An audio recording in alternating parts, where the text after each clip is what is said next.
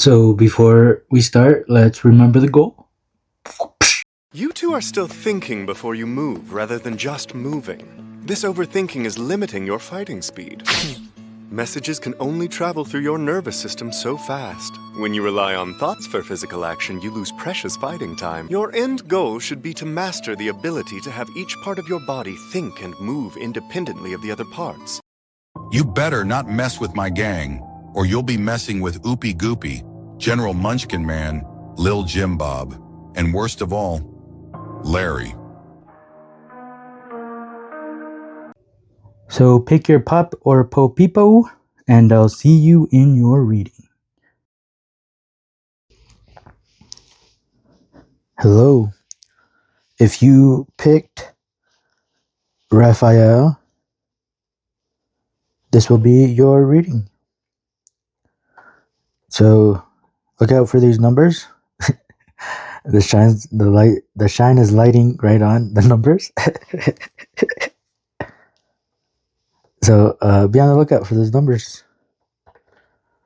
All right.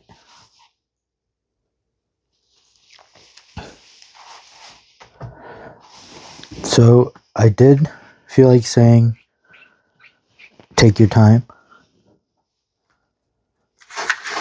So I think that was directed towards me, but I'm going to direct it towards all of you as well. So for the next 24 hours,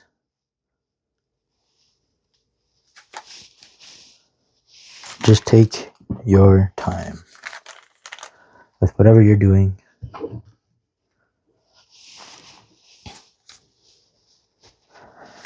Whenever you're thinking, anything you're doing, taking a walk,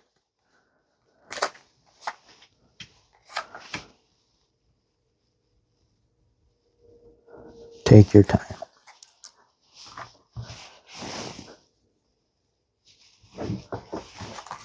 So I will be receiving the help from these three homies.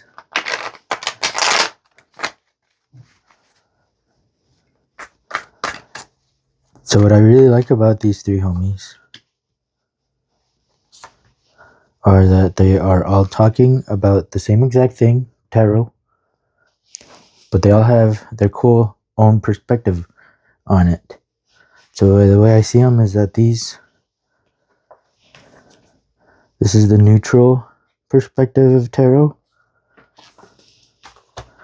This one is the feminine perspective of tarot. And this one would be the male perspective. They are all talking about the exact same cards, but it's kind of cool that they all have different descriptions of them, and they're not necessarily different. They are also same, but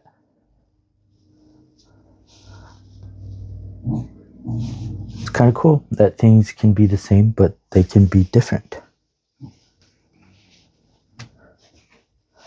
Fool. And I think this is the Fool, not that's starting. Well, they all are starting. We're at the 0. To begin counting numbers, you always begin at 0. You don't say the number 0, but that's where the 1 came from. But this would be the Fool that already made it back around and is starting his journey again. Raphael. Cool. Raph is a cool character. He is really attracted to his red. But the Fool. So to me, this Fool specifically would be the Fool that already made it all the way around. So it has some experience already. So it's not that he's starting all over from scratch. He is starting all over with the experience he made from the first go around.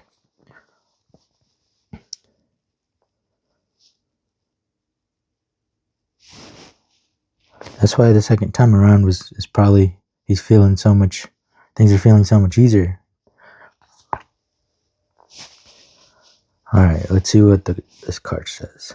Moment to moment, and with every step, the fool leaves the past behind. He carries nothing more than his purity, innocence, and trust, symbolized by the white rose in his hand. Take your time. The pattern on his waistcoat contains the colors of all 4 elements of the tarot. Yeah, he already went all the way around, indicating that he is in harmony with all that surrounds him. His intuition is functioning at its peak. At this moment, the fool has the support of the universe to make this jump into the unknown. Yeah, because he already knows what's going to happen. He's just going to go back around, but in a different perspective each time. But since he already knows that he's going to come back around perfectly fine, why not just jump?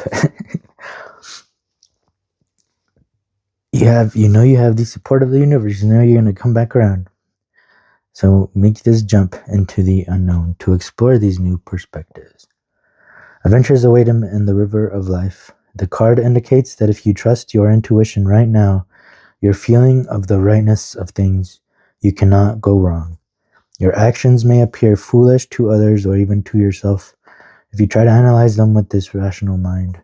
But the 0 place occupied by the fool is the numberless number where trust and innocence are the guides, not skepticism and past experience. A fool is one who goes on trusting. A fool is one who goes on trusting against all his experience. You deceive him and he trusts you, and you deceive him again and he trusts you, and you deceive him again and he trusts you. Then you will say that he is a fool. He does not learn. His trust is tremendous. His trust is so pure that nobody can corrupt it. Be a fool in the Taoist sense and the Zen sense. Don't try to create a wall of knowledge around you. Whatsoever experience comes to you, let it happen, and then go on dropping it. Go on cleaning your mind continuously. Go on dying to the past so you remain in the present, here now, as if just born, just a babe. In the beginning, it is going to be very difficult. The world will start taking advantage of you. Let them. They are poor fellows. Even if you are cheated and deceived and robbed, let it happen, because that which is really yours cannot be robbed from you. That which is really yours, nobody can steal from you. And each time you don't allow situations to corrupt you, that opportunity will become an integration inside. Your soul will become more crystallized. So I think the important thing from that card is not letting anything that happens to you affect you, because no matter what, you know you're going to come back around.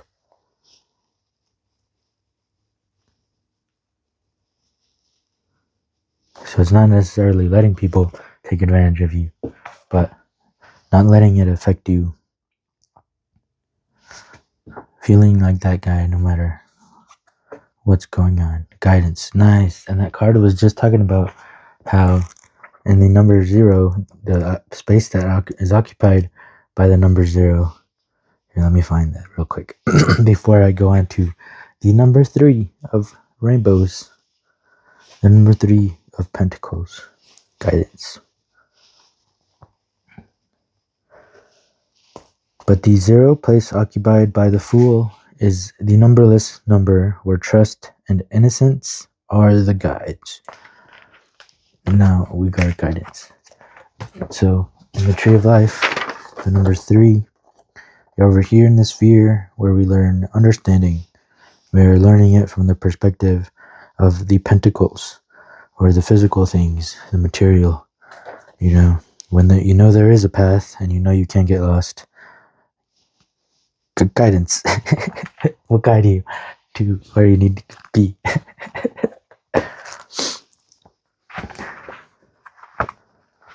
Alright, so 3 of rainbows, the 3 of the physical guidance. So this is all above the abyss as well.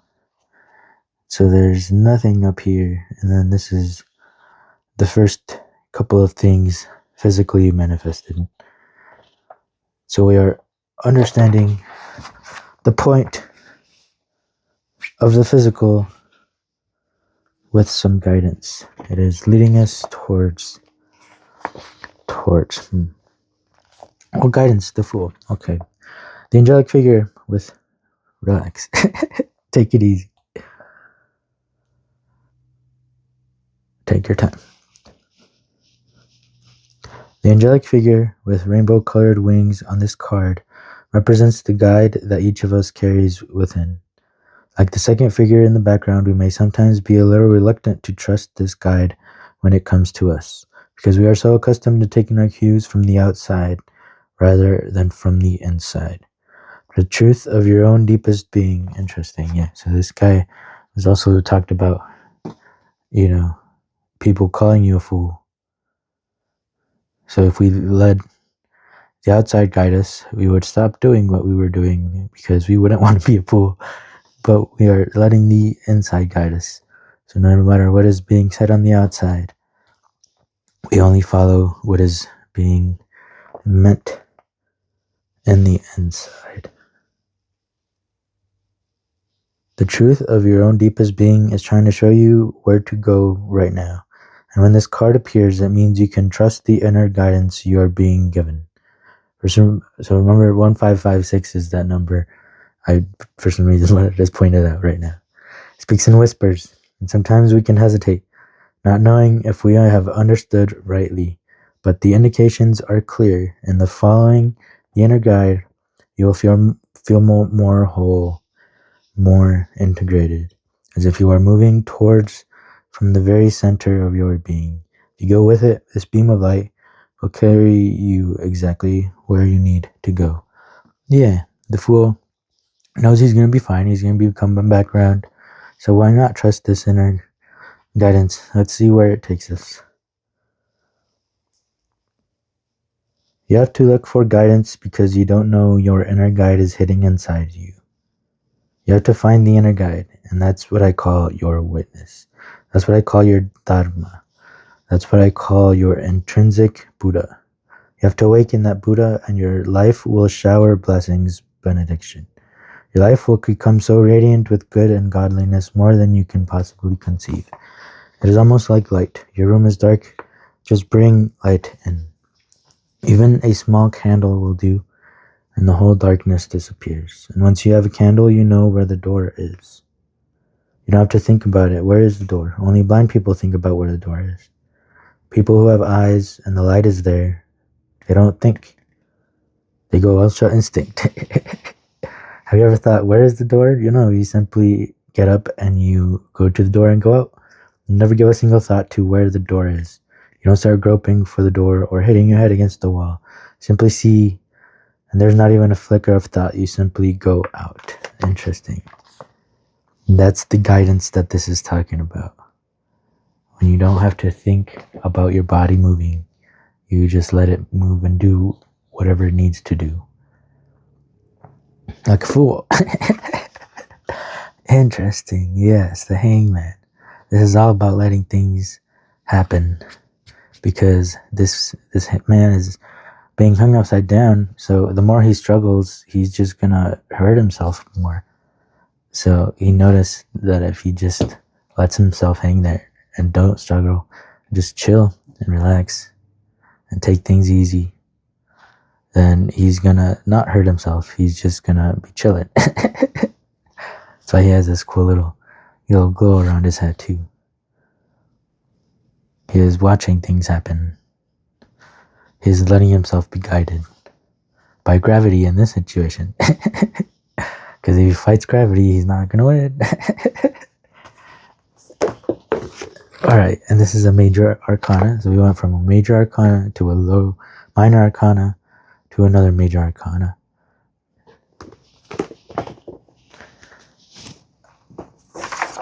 I guess I do want to go back. So the Fool, we talked about guidance being in this sphere of the pentacle tree of life. So this major arcana, these are the lines that connect the spheres to each other.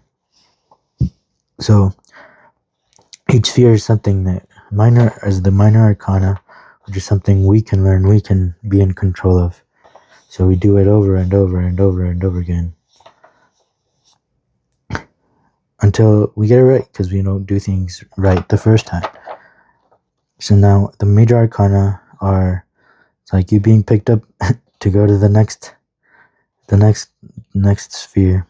And so this path here, these are the major arcana, where we're being picked up to be placed into the next sphere.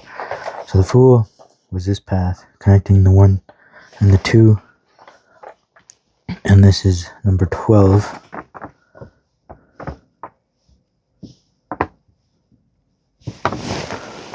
So this is this path connecting the number 5 to the number 8 on the outside skirts here of the tree.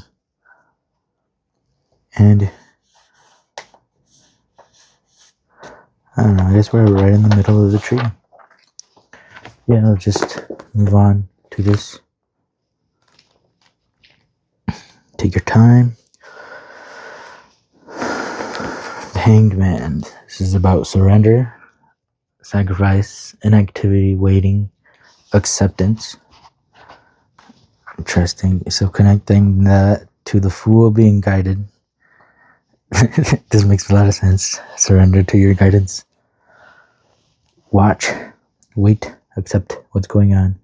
Hangman finds himself upside down on a cross, apparently unconcerned about a seemingly precarious state.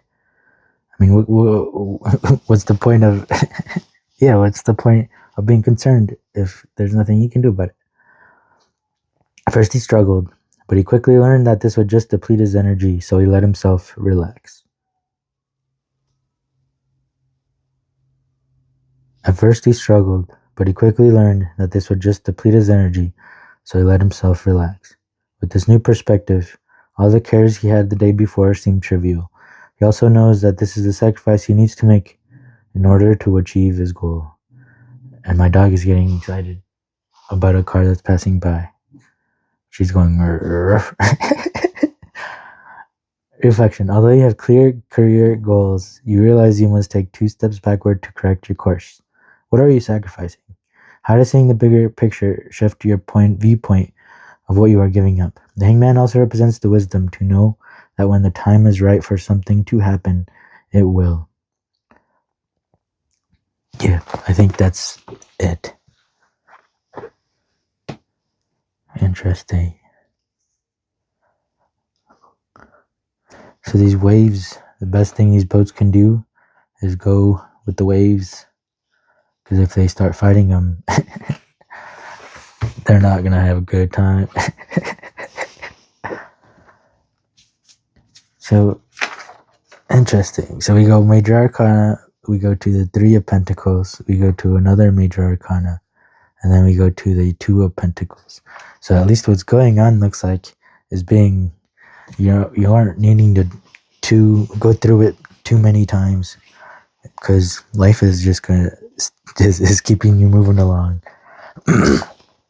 So before we were in the sphere of understanding, now we are in the sphere of wisdom. The first reflection, not physical reflection, but the first reflection here that happens in the abyss and the nothingness. The 2 of Pentacles. The 2 of Pentacles.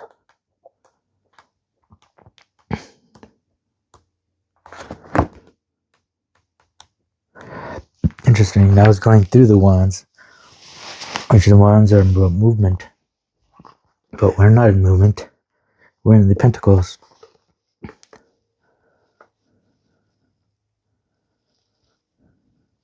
So it's going to feel like we're not moving. Like these boats. It's not going to feel like we're moving. But these waves are definitely moving them. So, there's 2 different perspectives here.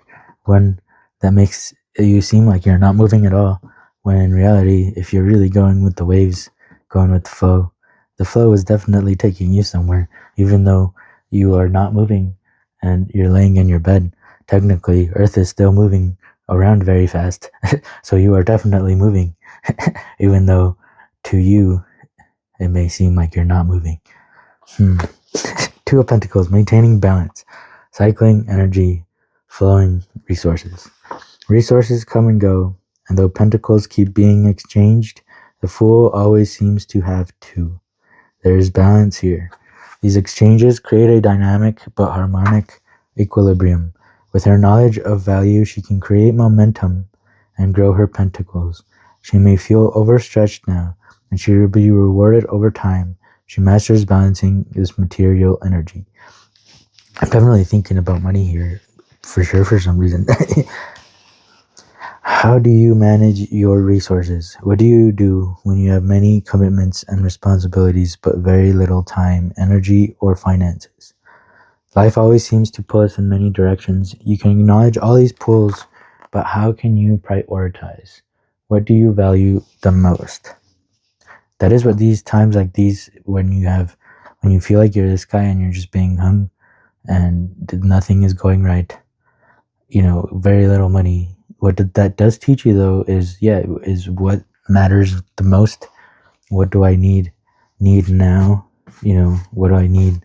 And then that not having much teaches you what is more important and what you should put more energy towards to keep that one more important things,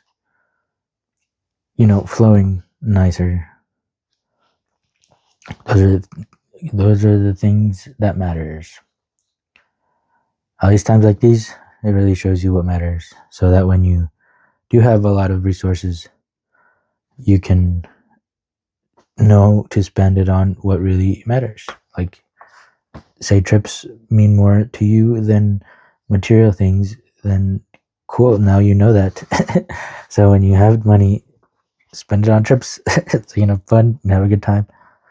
Be like this fool from the very beginning. Yeah, especially during these hard times. Adults don't have fun. I don't see why. Kids know where it's at, where the fun is at.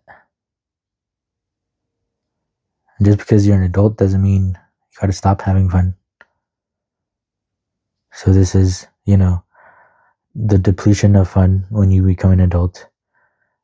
And because of this depletion, you notice, hey, I want more fun.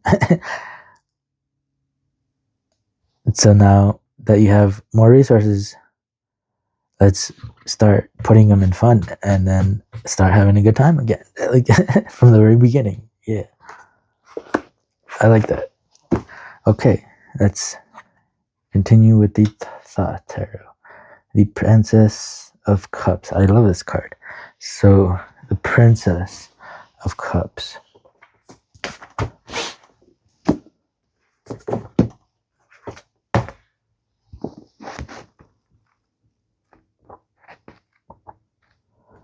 So the cups are about emotions, things of the heart.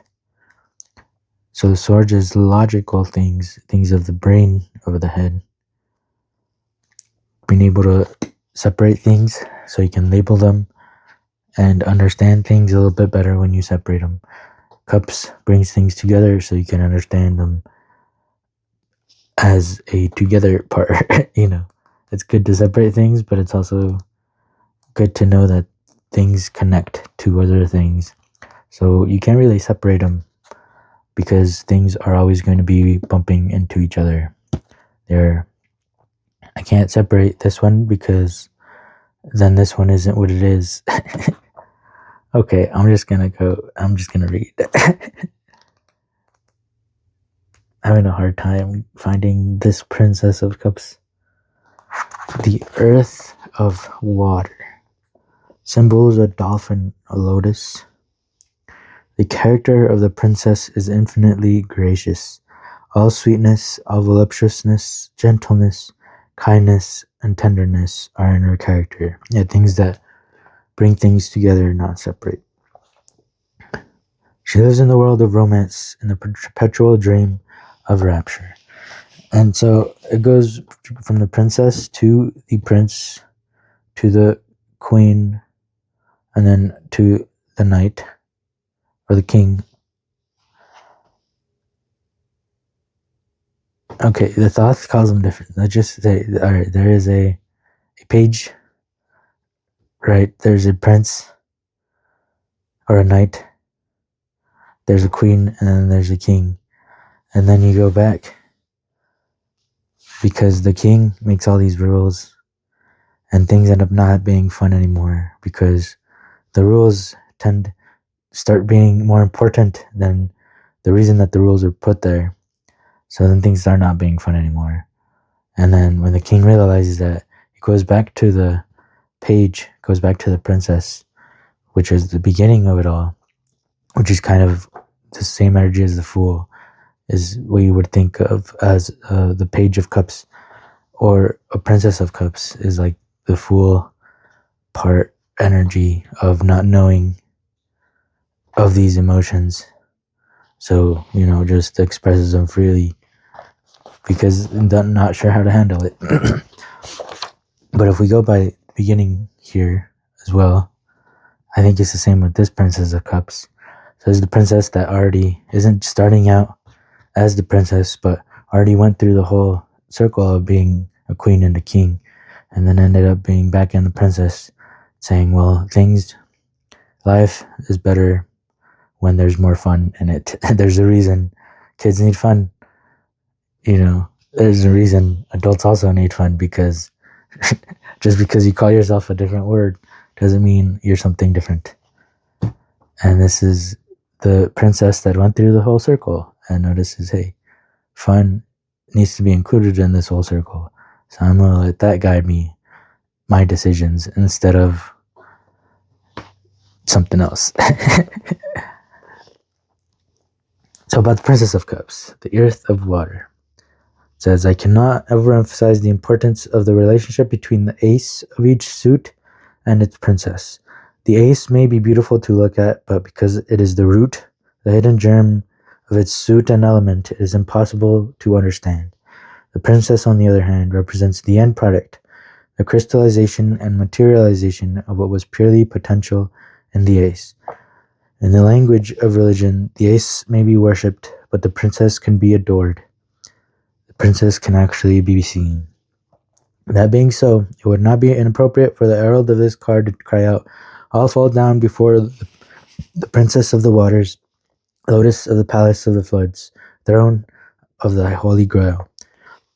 You may think I'm laying it on a bit thick for this young lady, but I assure you not half as thick as Mr. Crowley did.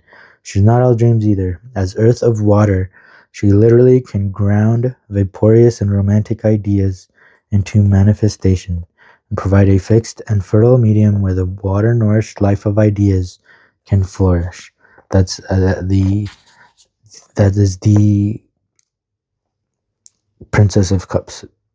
As earth of water, she literally can ground vaporous and romantic ideas into manifestation and provide a fixed and fertile medium where the water-nourished life of ideas can flourish. I think that's what we need to learn from this Princess of Cups. Interesting, the Hermit. And there's the sperm, the idea that was inside that needs to be flourished by this Princess of Cups. So this isn't even someone else. This is still, we're all talking about one person here. This is all you. Going from the beginning, back to the beginning, with all of your experience, being guided this time by your fun and excitement, and not about who you are trying to struggle against, but relaxing and chilling and using that as your guidance. Because we figured out that this part isn't fun when you're struggling. So we're like, well, do I want to not have fun, or do I want to have fun? And this is the Princess of Cups, the energy that can materialize this idea that you have that was guided from within.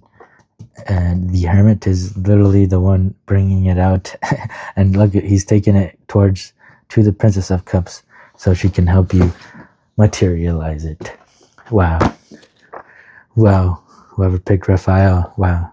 I'm excited for what's to come, for this idea to materialize, for whatever guidance is up here, whatever, all of this movement that happened.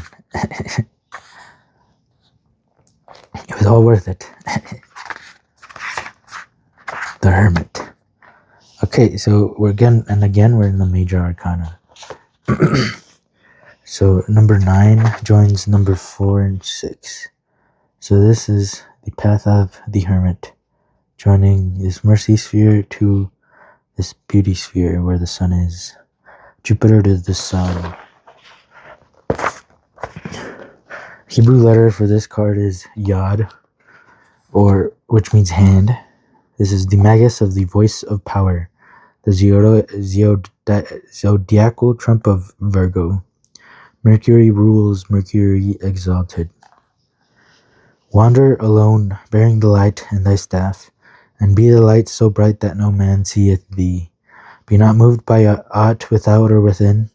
Keep silence in all ways. Yeah, don't be moved by anything else other than this. And be silent, no struggle. Just keep watching what's going on. Keep going with the flow. Oh wow, this is... Okay, so it says, by now you are probably tired of hearing me talk about the special virtues inherent in the element Earth. You probably think you've heard enough about how humble Earth is uniquely connected to spirit, and how it helps regenerate the highest high because of the simple fact that it is the lowest low. Well, get ready to hear some more, because we are not through yet. Yeah, that's like saying you don't know what dark is until you see light. So it says, as a matter of fact, in the pages that follow, you're going to get some pretty big doses of this doctrinal medicine that Crowley calls the climax of the descent into matter, which is literally what we've been talking about that is going on here, that this Princess of Cups is going to help with. Why is it so important for you to keep taking this medicine? First of all, because it will help you understand the living nature of tarot. More important, however, because you are the grand climax of the descent into matter. Do I want to read all of this?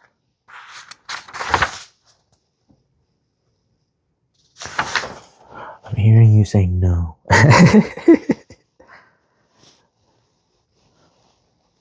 So I think the important part has been said. And I feel like if we talk more, it is just gonna get more confusing. And I think we rounded it out very well.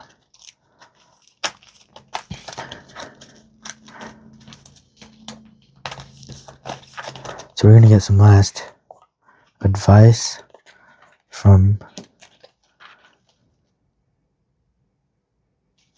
the Office Oracle deck.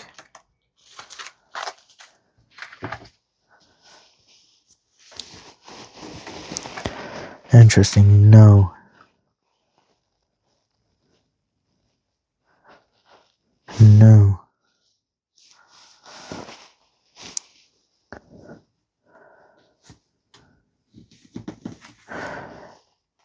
This is Andy finally saying no.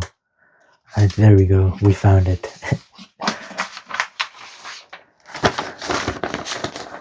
Those were his first time where he was finally standing up to Robert California, and he's saying no.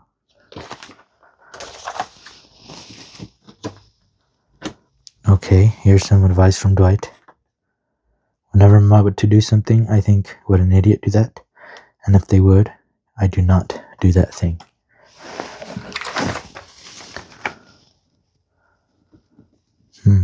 See how it's kind of hard to see the no.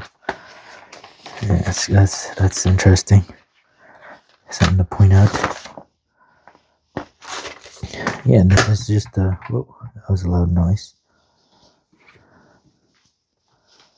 Hug it out, bitch. Especially if it deals with yourself, especially.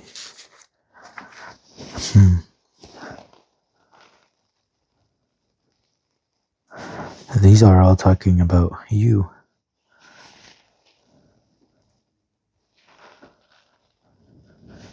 Oh, so the one you're saying no to is yourself. Whenever you listen to all of this outside chatter, when you say listen to this outside chatter, you are saying no to yourself. And that's what we don't want to do anymore. We want to say no to all of this outside. Say yes to ourselves. Start asking ourselves, would an idiot do that? We don't care.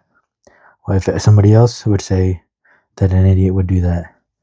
It doesn't matter what they say. It matters what I think.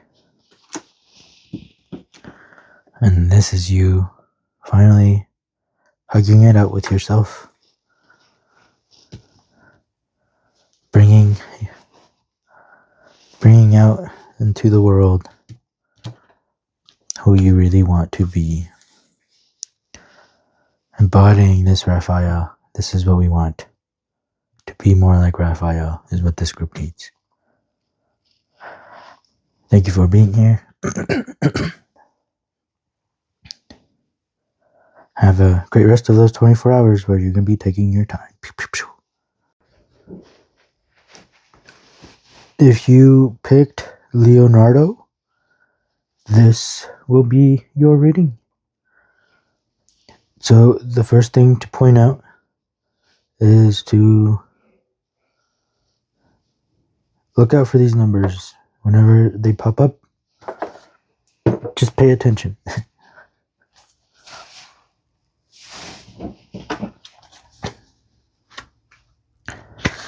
Okay.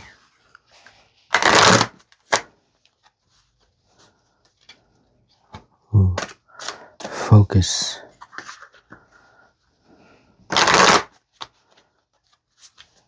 Okay, focus. So the theme for this pile is going to be focus.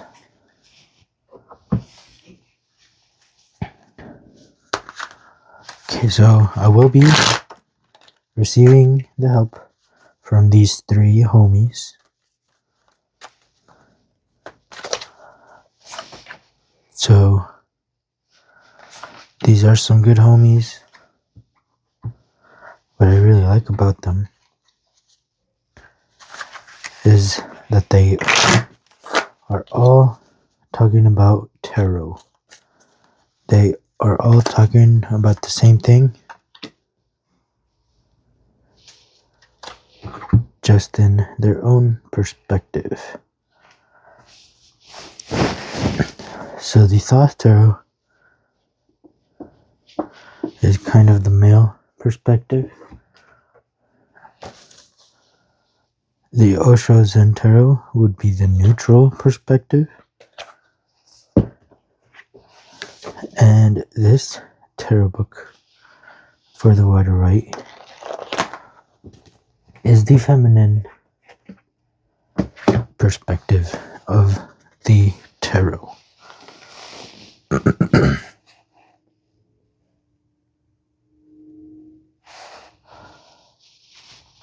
Let's make sure we are in focus.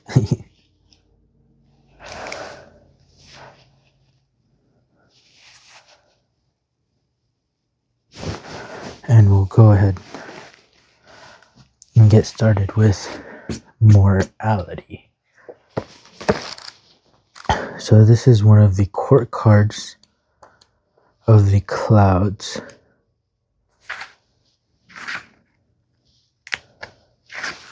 This is the Queen of Clouds, or the Queen of Swords. Morality.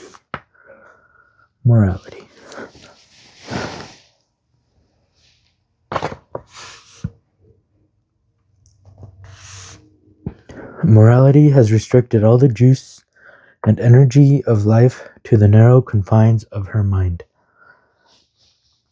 It can't flow there, so she has She really has become a dried up old prune. Her whole manner is very proper and stiff and severe, and she is always ready to see every situation as black and white, like the jewel she wears around her neck. So everything has to be this or that. So the possibilities are small. The Queen of Clouds lurks in the minds of all of us who have been brought up with rigid ideas of good and bad, sinful and virtuous, acceptable and unacceptable, moral and immoral. It's important to remember that all these judgments of the mind are just products of our conditioning. Whether our judgments are applied to ourselves or to others, they keep us from experiencing the beauty and godliness that lies within. Only when we break through the cage of our conditioning, reach the truth of our own hearts, and can we begin to see life as it really is.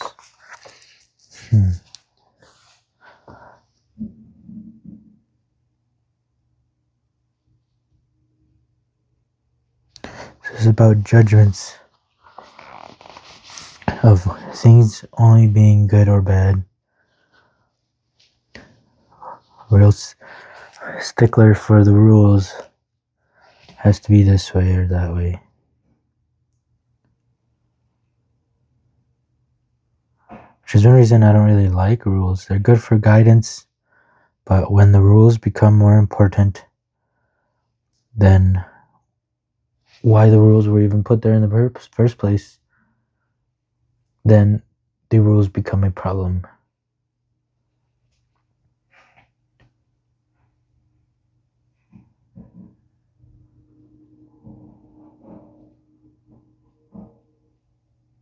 So why are the rules put there? Why are the rules there in the first place? What is the point of putting these rules? And that is what the focus should be instead.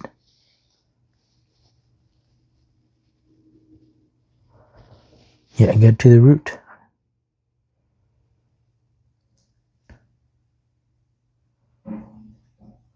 Get to the root of whatever is going on, instead of looking just at the outside,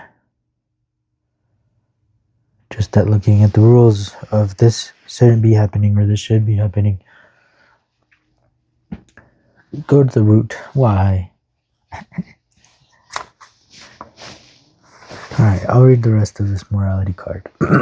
Bodhidharma far transcends moralists, Puritans, so-called good people, do-gooders. He has touched the very rock bottom of the problem. Unless awareness arises in you, all your morality is bogus. All your culture is simply a thin layer which can be destroyed by anybody. But once your morality has come out of your awareness, not out of a certain discipline, then it is a totally different manner. Then you will respond in every situation out of your awareness. And whatever you do will be good. Awareness cannot do anything that is bad. That is the ultimate beauty of awareness, that anything that comes out of it is simply beautiful. It is simply right, and without any effort, and without any practice.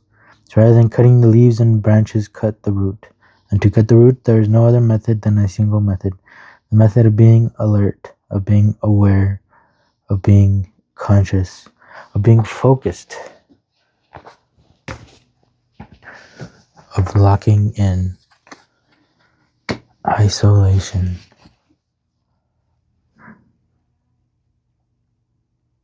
Queen of Swords and the isolation. And this is the Three of Clouds. So we're in the mind again. And in the Tree of Life, we are above the abyss, a sphere of understanding. I guess to understand the mind, one would have to isolate oneself, because that would be the way to look at the mind from a different perspective. Isolation. In our society, men in particular have been taught not to cry, to put a brave face on things when they get hurt, and not show that they are in pain. The woman can fall into this trap too, and all of us at one time or another might feel that the only way to survive is to close off our feelings and emotions so we can't be hurt again. If our pain is particularly deep, we might even try to hide it from ourselves. This can make us frozen rigid, because deep down we know that one small break in the ice will free the hurt to start circulating through us again. Interesting. There's more of those words that this can make us frozen rigid. Queen of Swords was also stuck in her ways. Rainbow cut of tears on this person's face hold the key to breaking out of this isolation. The tears and only the tears have the power to melt the ice. Interesting. We were trying to get to the root. It's okay to cry, and there is no reason to feel ashamed of your tears. Crying helps us to let go of pain, allows us to be gentle with ourselves, and finally helps us to heal.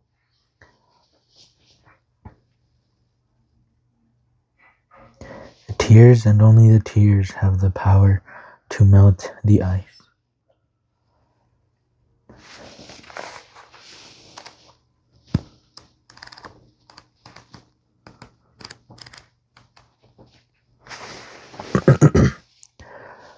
And the Queen of Clouds, her whole manner is very proper and stiff and severe. She was always ready to see every situation as black and white, like the jewels she wears around her neck. But doing so is causing some isolation, some tears. Strength. Interesting.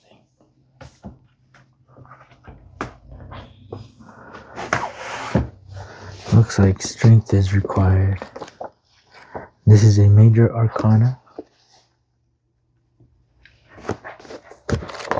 Number 8.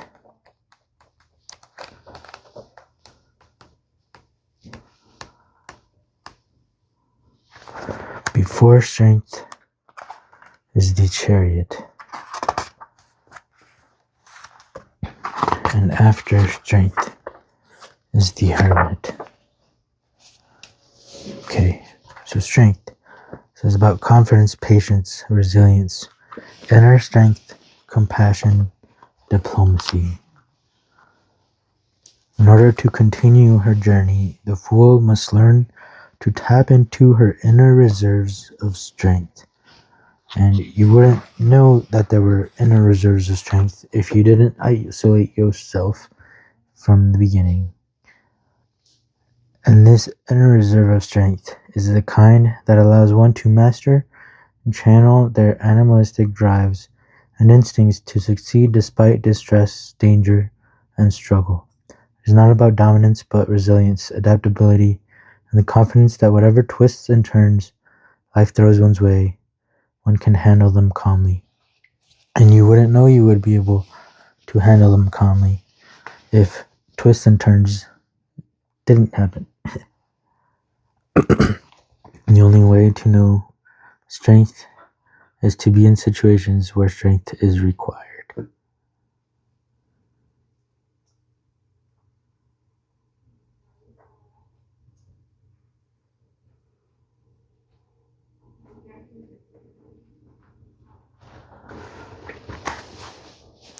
And that is letting the tears heal this isolation. Convert emotion into action. Emotional input is a way the unconscious conveys that change needs to be made. Yeah, if there's tears, it means if there's a fire and I put my hand in fire and my hand starts burning and hurting, I'm not bad. I'm not a bad person because I started being burned and just saying, hey, this isn't okay. I shouldn't have my hand in fire. This hurts. So let's not put our hand in fire. And that's what the tears tell us. And it takes more strength to listen to the tears than to ignore them. And so refine your strength. Challenge yourself to tap into your inner strength.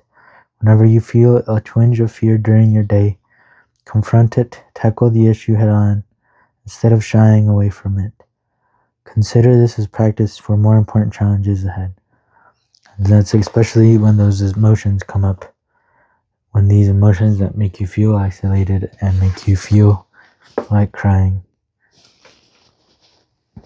See why they are there. Face them instead of shying away from them.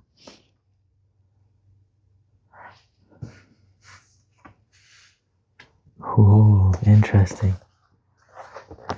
This is another major arcana. This is number 15. The Devil. Okay, and to me, this card can be simply explained by any teacher in any school. So they teaches these subjects in school, and then they test us on them. Now, say I take a test and I fail it.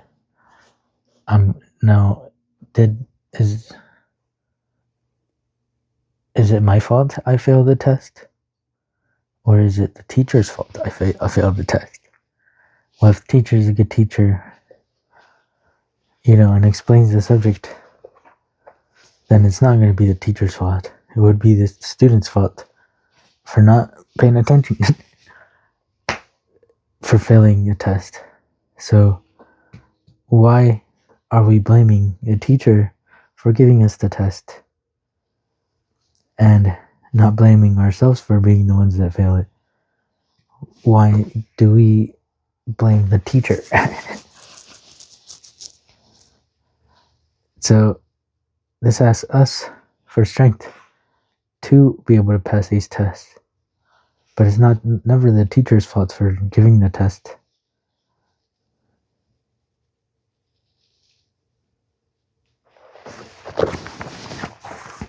This card is about shadow self, repression, addiction, playfulness, temptation, indulgence. In order for the fool to continue her path towards spiritual fulfillment, she must learn to release herself from her attachments and confront her shadow.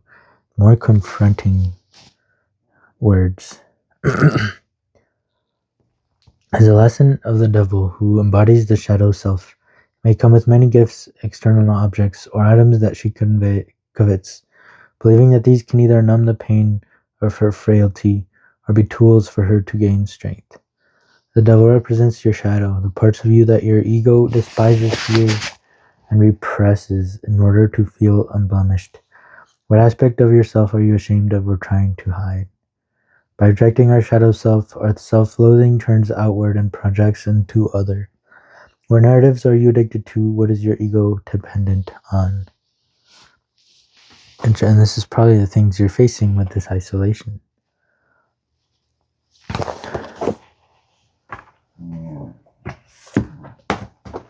And the cool thing about isolation, though, is it's you who are deciding to still feel that way.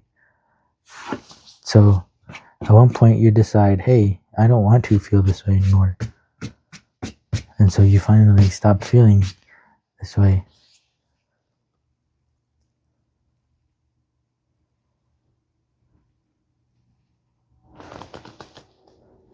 You've already been plenty strong enough to hold out for as long as you have. The priestess, yes. Look at how gloomy we started. And then there was some hope. And then the teach at the end was like, you gotta pass one more test. And then the inside was like, yeah, easy. Come at me, bro. Another major arcana, number 2. So this is 3 major arcanas in a row. Yeah, you definitely don't want to be in this position that you feel you are in right now. So face it. There's nothing you can do about it. See what you can do about the situation instead of blaming someone else. Take charge. Yeah, see, this is the inner strength. that feels like it needs to be tamed, but this is the inner strength when you finally let it free. There's the Ninetales in Naruto at the beginning, and then this is Ninetales Kurama at the end. Yes. Yeah, see, we thought Ninetales was like a double figure, but look at how much Ninetales helped and was used.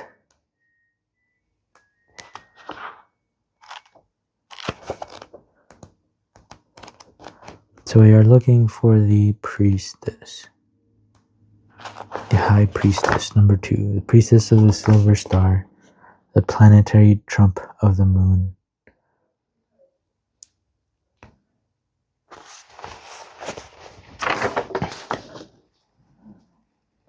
Joining the 1 to the 6. It's this path right here.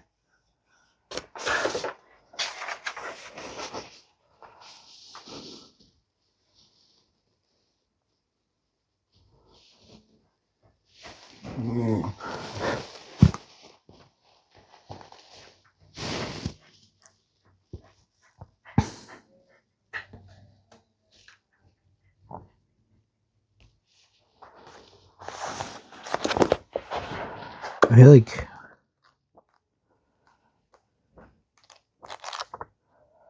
I don't know what else to say about the High Priestess. She was there just to show us that, but I will just read the divinatory meanings of this card. Pure, exalted, and gracious influence enters the matter.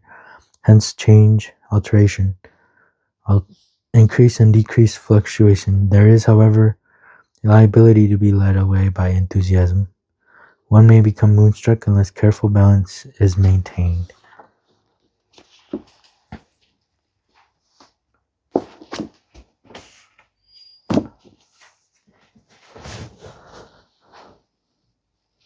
What a card to end on. 10 of Swords.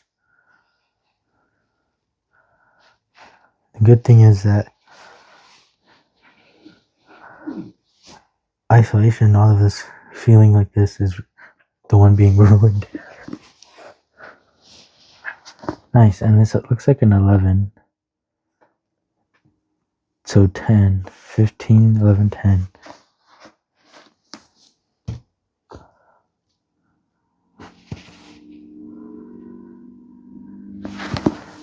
Look at this. It's the Tree of Life. We're in the 10 of the Swords. We're mind again. So all of this is, in the mind, isolation. All of this is happening to yourself. High Priestess is also the one inside. Alright, let's actually read the 10 of Swords.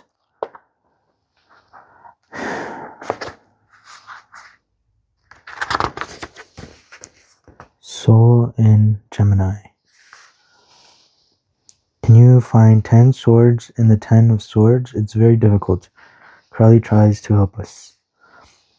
The hilts of the swords occupy the positions of the Sephiroth, but points 1 to 5 and 7 to 9 touch and shadow the bright central sword, the 6, which represents the sun, the heart, the child of Chakma and Bina. The 10th sword is also in splinters. There are 3 swords that form the middle pillar, the lowest having a crescent moon on the handle. Interesting. Yeah, you have to explore all 10 swords to understand the whole story. The next sword is placed upon the blade of the first and has an orb as part of its handle. Blade of the second sword is placed upon the heart-shaped pommel of the central sword, whose blade is broken into 3 pieces. It is difficult to put a good spin on this card. Harris herself reports, have done the 10 of Swords and promptly Russia takes up arms. Along with the other 10s, the 10 of Swords can't degenerate any lower without completely changing suits. Sol and Mercury rule Gemini brings a complete identification with the mind and the intellect, which in this card are in the very process of being destroyed. It is the ruin of the intellect, Crowley intones. and even all mental and moral qualities. Ouch. But we've just learned over here that was a good thing. So it is up to you to see it as a bad, oh no, things are being ruined, or hey, these beliefs that I had are being ruined, and there's this other ways to look at things, other ways to be. Just like the devil can be seen as, someone to fear, or a teacher that is showing us our own strength. Mic drop. Alright, last advice from the Office Oracle deck. Oh, I hope I didn't. I did. Interesting. I guess there are some reversals in here. I don't know why, but I most likely will just stand them up. I don't know. Ooh, we got one. Let's see why. Because I'm gonna fix this after. So let's start here. Interesting. Okay. And this was backwards. So this means this needs some work. Number 15. Interesting. It definitely needs some work, huh? So that's gonna tell me first that the blaming of others, because right now if you're in isolation, there's no one to blame for what is going on. Find that strength, that inner strength. And that's why it was upside down. Kelly waits by the office and says, "Yes, Charles, you wanted me." Kelly is thinking that if she says it enough, eventually he will in fact want her. This is the basis of affirmations and manifestations. Affirmations: if you are not confident but wish to be, see, this could be one of the things. Say to yourself in the mirror every single morning, "I am confident," even if it's not true. It's a huge difference than telling yourself, "I am not confident," every single day. Now take the last step. Confident people don't need to tell themselves that they are confident. They just are confident. So just be confident. I think that explains the whole circle of ruining and then going back to the beginning. Back to not telling yourself that you're confident, but because you don't need it anymore. Also, here's manifestation. Remind yourself of what it is that you want in your life every day. Make it a part of your everyday pattern to somehow remind yourself of what it is you are trying to manifest in your life. When you consistently make it a part of your pattern, you will somehow find a way to have what you want in life. Yeah, old patterns need to be ruined for new patterns to come in. They're all about replacing an old pattern with a new pattern. Yes, sir. Okay. Let's see what this one's about. And now this one is upside down. Interesting. 22. That's weird that they are upside down. That's never really happened before. Reese's Pieces. This is one of my absolute favorite moments in the show, and I just had to include it. Could not stop laughing the first time I saw this scene. Don't miss out on that, I think. If you are stuck like this, it's going to be hard to find these moments. It's just a simple conversation between two ETs. He's like, "Reese's Pieces?" And she goes, "Reese's Pieces?" So heads up, one of your most absolute favorite moments of your life is coming. And it's a moment made especially for you. And Kelly will not be there to tell you to stop. So enjoy it. Learning to enjoy the good things around you. Oh wow, yep, is very important. We went from the 22 right from the 23, and this one was the only one that was right side up. Everything you want in life, you get. It goes to show that everything you want in life, you get, and you can't work for it, it just comes to you. This is life saying you already did the hard part. You are alive. Just for being alive, you deserve everything that you truly desire. And that sums up this reading perfectly. Thank you for being here. See you next time. If you pick Donatello,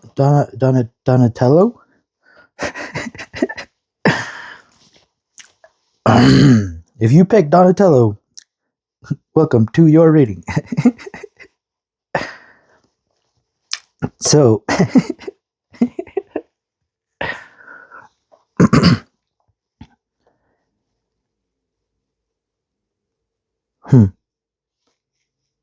now I feel calmer.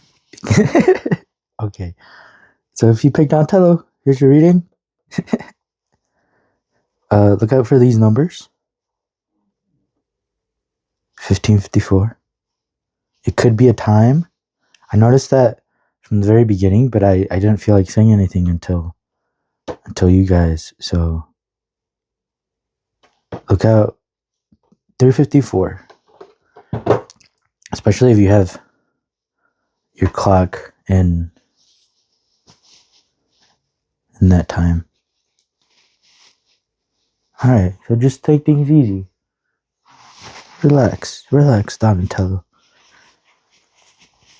I don't know why I was feeling so. Okay.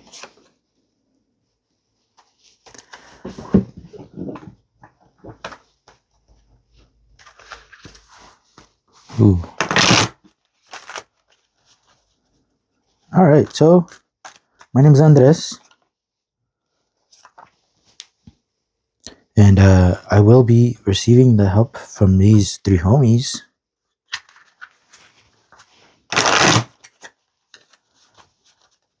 So a little about those homies. They are all talking about the same tarot. But as you're going to see, they're all going to be talking about kind of different sides of the tarot. Even though they're talking about the same cards, they all have different descriptions of them. And I think that is pretty cool.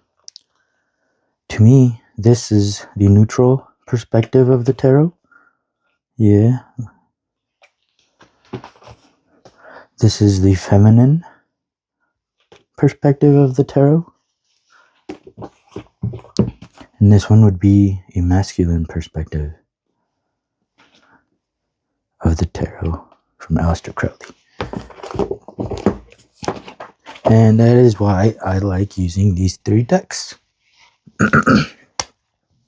Alright, my Donatellos. Let's get started. Ooh, interesting. Very beautiful card. I rarely see this card. Number 20. It is a major arcana.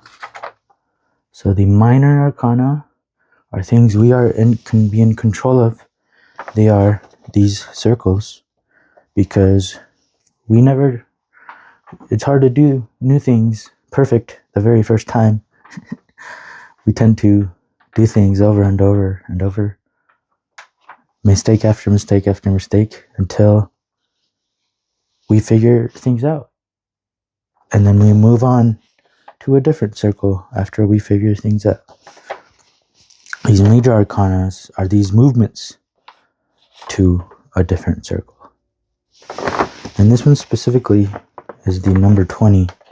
This one is the path that connects the Mercury sphere where you learn Splendor to the Earth sphere, the kingdom. So if you can see, the kingdom is a little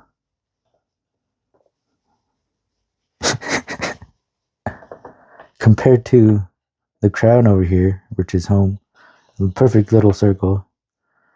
No imperfections. Complete perfection. And the number 1.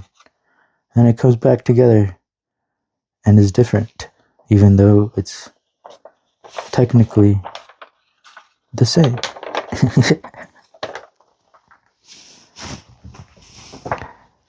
So beyond illusion, number 20.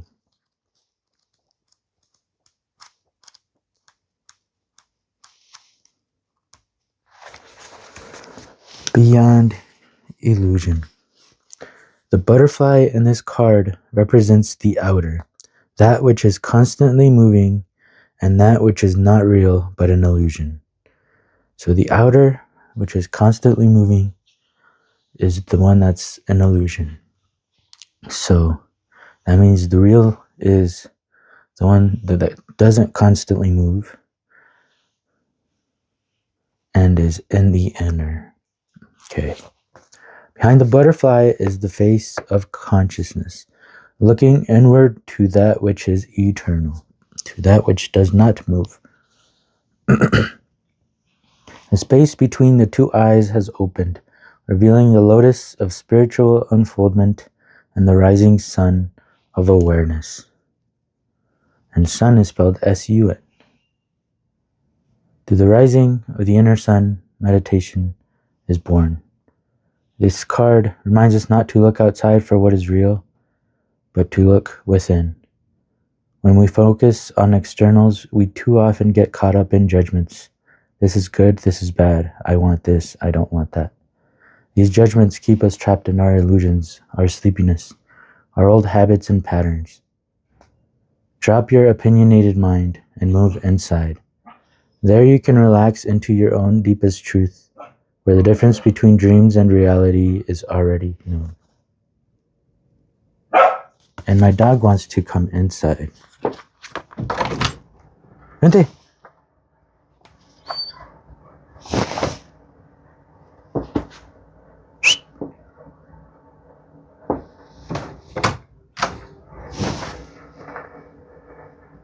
Luna.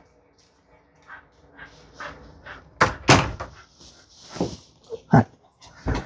Okay, so when I asked her to come inside, she didn't want to come inside.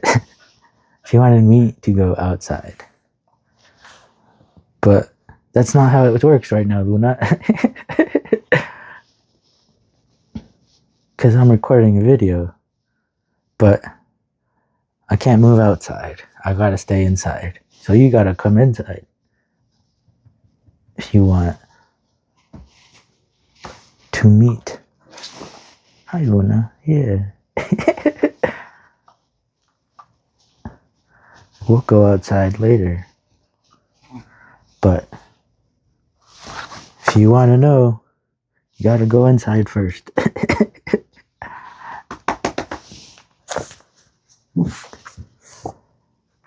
This is the only distinction between the dream and the real. Reality allows you to doubt, and the dream does not allow you to doubt. Interesting. Reality allows you to doubt, and the dream does not allow you to doubt. That is movement again, right? So that which is constantly moving, and that which is not real, is but an illusion. The dream does not allow you to doubt, though. To me, the capacity to doubt is one of the greatest blessings to humanity. The religions have been enemies because they have been cutting the very roots of doubt. And there is a reason why they have been doing that, because they want people to believe in certain illusions that they have been preaching. Why have the people like Gautama Buddha been so insistent that the whole existence, except your witnessing self, except your awareness, is just ephemeral, made of the same stuff as dreams are made of? All this stuff that moves compared to the awareness that doesn't move. They're not saying that these trees are not there. They're not saying that these pillars are not there. Don't misunderstand, because of the word illusion has been translated as illusion, but illusion is not the right word. Illusion does not exist. Reality exists. Maya is just in between. So like the change. So like this major arcana then, the movement between the two circles, that's the in-between. Or is it the other way around? I don't know. Maya is just in between. It almost exists. As far as day-to-day activities are concerned, it can be taken as reality. Only in the ultimate sense, when the peak of your illumination becomes unreal, illusory.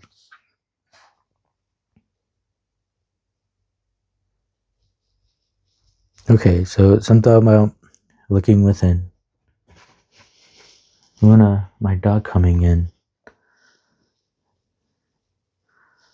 It's scary to look in. We want the in to come out and meet us out here where we are comfortable. But sometimes the in cannot move. We out here have to go to the in.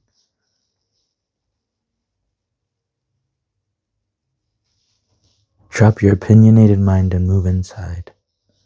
These judgments keep us trapped in our illusions, our sleepiness, our old habits and patterns.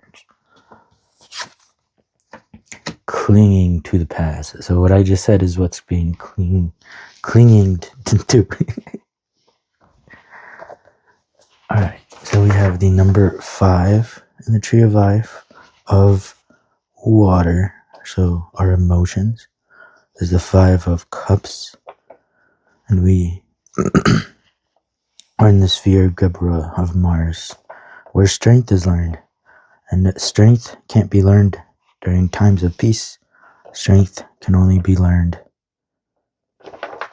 during times of conflict, of movement.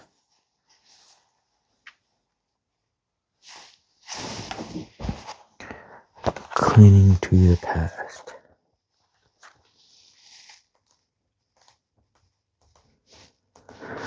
Number 5 of water, emotions.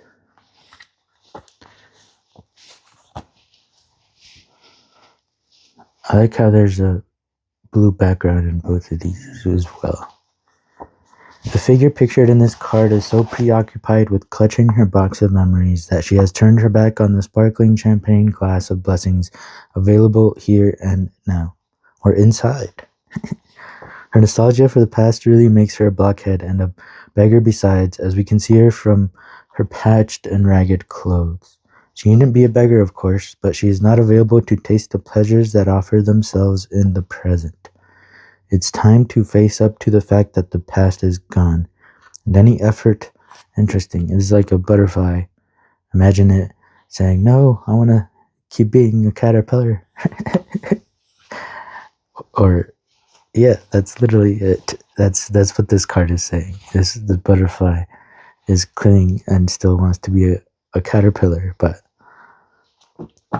this butterfly hasn't apparently tried to even use her wings and fly a little and see other ways of seeing things and other things to explore. And that should be exciting instead of being sad that you're no longer a caterpillar. It's time to face up to the fact that the past is gone, and any effort to repeat it is a sure way to stay stuck in old blueprints that you have already outgrown if you hadn't been so busy clinging to what you have already been through. Yeah, imagine this keeps acting like caterpillar, never flies. Like us out here, that have seen butterflies fly around. Like how cool is it? How cool would it be to do that too? Imagine being able to do that and being stuck as a caterpillar instead. Take a deep breath, put the box down, tie it up in a pretty ribbon if you must, and bid it a fond and reverent farewell. Life is passing you by, and you're in danger of becoming an old fossil before your time. Yeah, take out that box.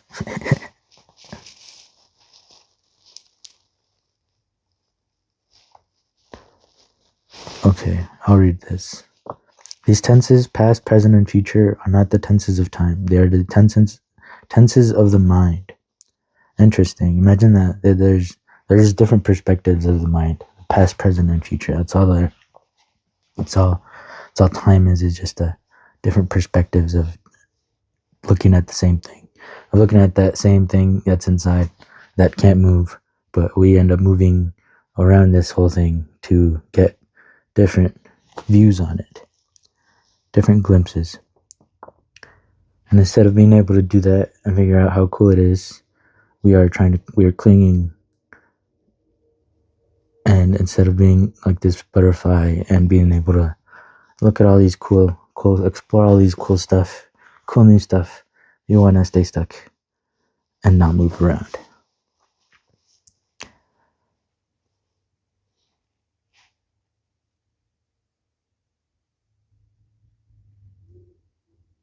I guess going back to the very beginning, I had a very hard time starting this video for some reason. Nice. And my sister's dog is yelling at that. And he is very scared of things. I was very scared of starting this video. As you could tell with the stuttering, I was clinging to the past. So this whole making videos is very new to me. And I get terrified. This is terrifying for me.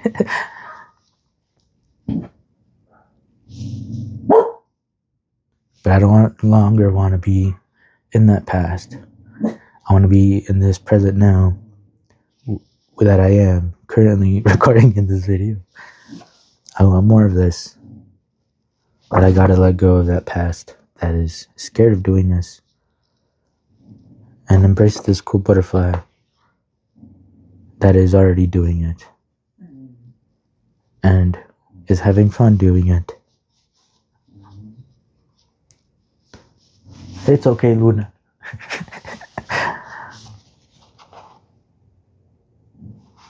She sees something outside. Alright, so that which is no longer before the mind becomes the past. That which is before the mind is the present, and that which is going to be before the mind is the future. Just different ways of looking at things. Past is that which is no longer before you. Future is that which is not yet before you. And present is that which is before you and is slipping out of your sight. Soon it will be past. If you don't cling to the past, because clinging to the past is absolute stupidity, it is no longer there. So you are crying for spilled milk. What is gone is gone. And don't cling to the present, because that is also going, and soon it will be past.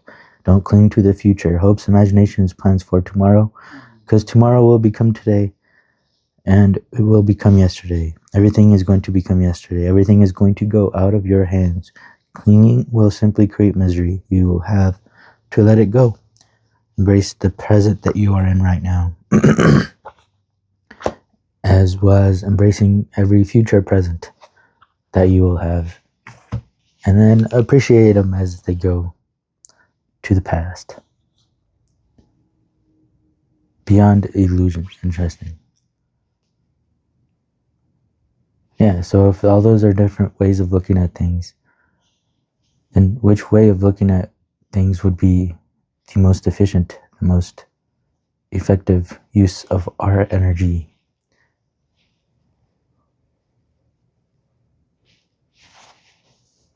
I just looked over at my The Office Oracle deck cards. Oh, what? And hug it out. I just saw hug it out. And then the Judgment came out, which is the number 20. So these are two. They're going to be talking about the same card. We just listened to the Beyond Illusion. It's talking about past, present time. No, that was the clinging to the past. It was the butterfly in this card represents the outer, and we wanted to check out the enter. There you can relax into your own deepest truth, where the difference between dreams and reality is already known. So it's the same with the past, present, and future. Which one would be reality and which one would be illusory? Which one moves, past, present, future, and which one doesn't move? And one that doesn't move is the real one. Alright, Judgment 20. But look at that, that's cool. The name of the card already makes it feel like a totally different card, but they are both talking about the same card, and they're both not wrong.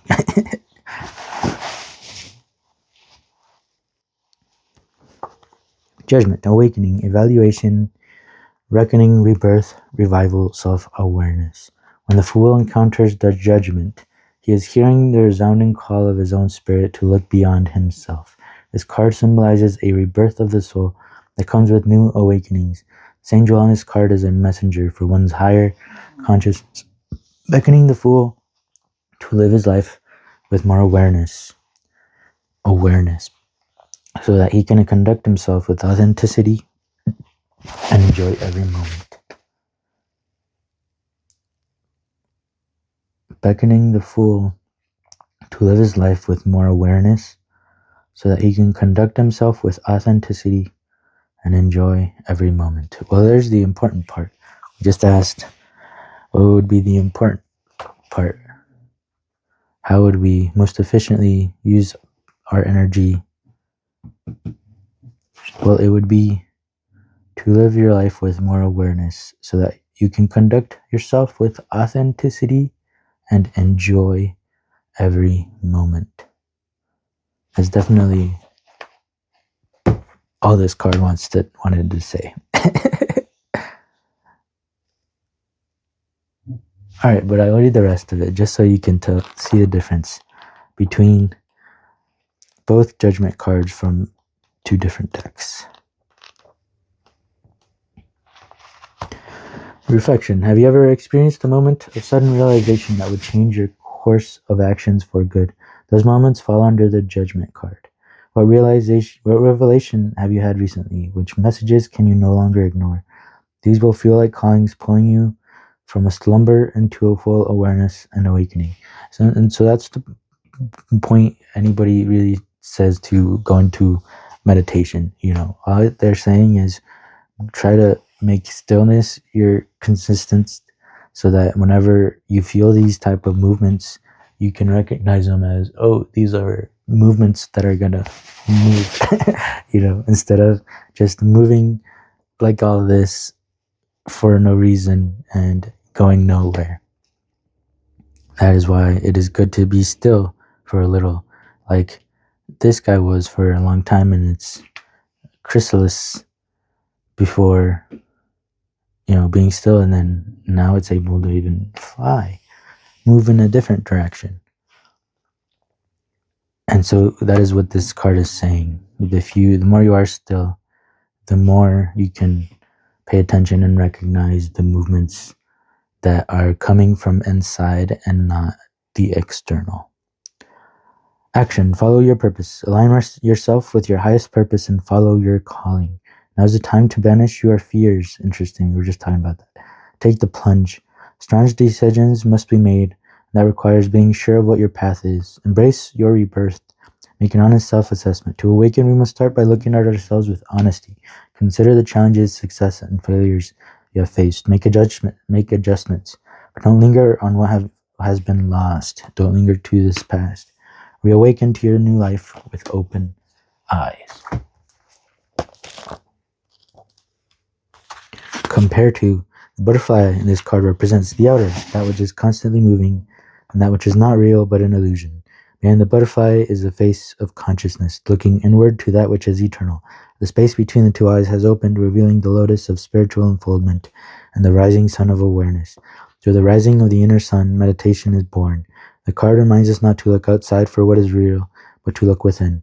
When we focus on externals, we too often get caught up in judgments. This is good, this is bad, I want this, I don't want that. These judgments keep us trapped in our illusions, our sleepiness, our old habits and patterns. Drop your opinionated mind and move inside. There you can relax into your own deepest truth, where the differences between dreams and reality is already known. And it is growling at you, because my dog won't stop growling. So whatever this inner sun is, it is growling at you, and it's not going to stop. So if you be quiet and still for a little bit, you will notice it. It will make you move. The sun. Wow. Another major arcana. We have 3 major arcanas and only 1 minor arcana. The only thing you are in control of right now is to let go of this past and enjoy this cool transformation that is happening. Yeah, look at that sun just staring right at us. And this baby sun. Baby sun. 19. Oh, we're in the wrong book. Okay.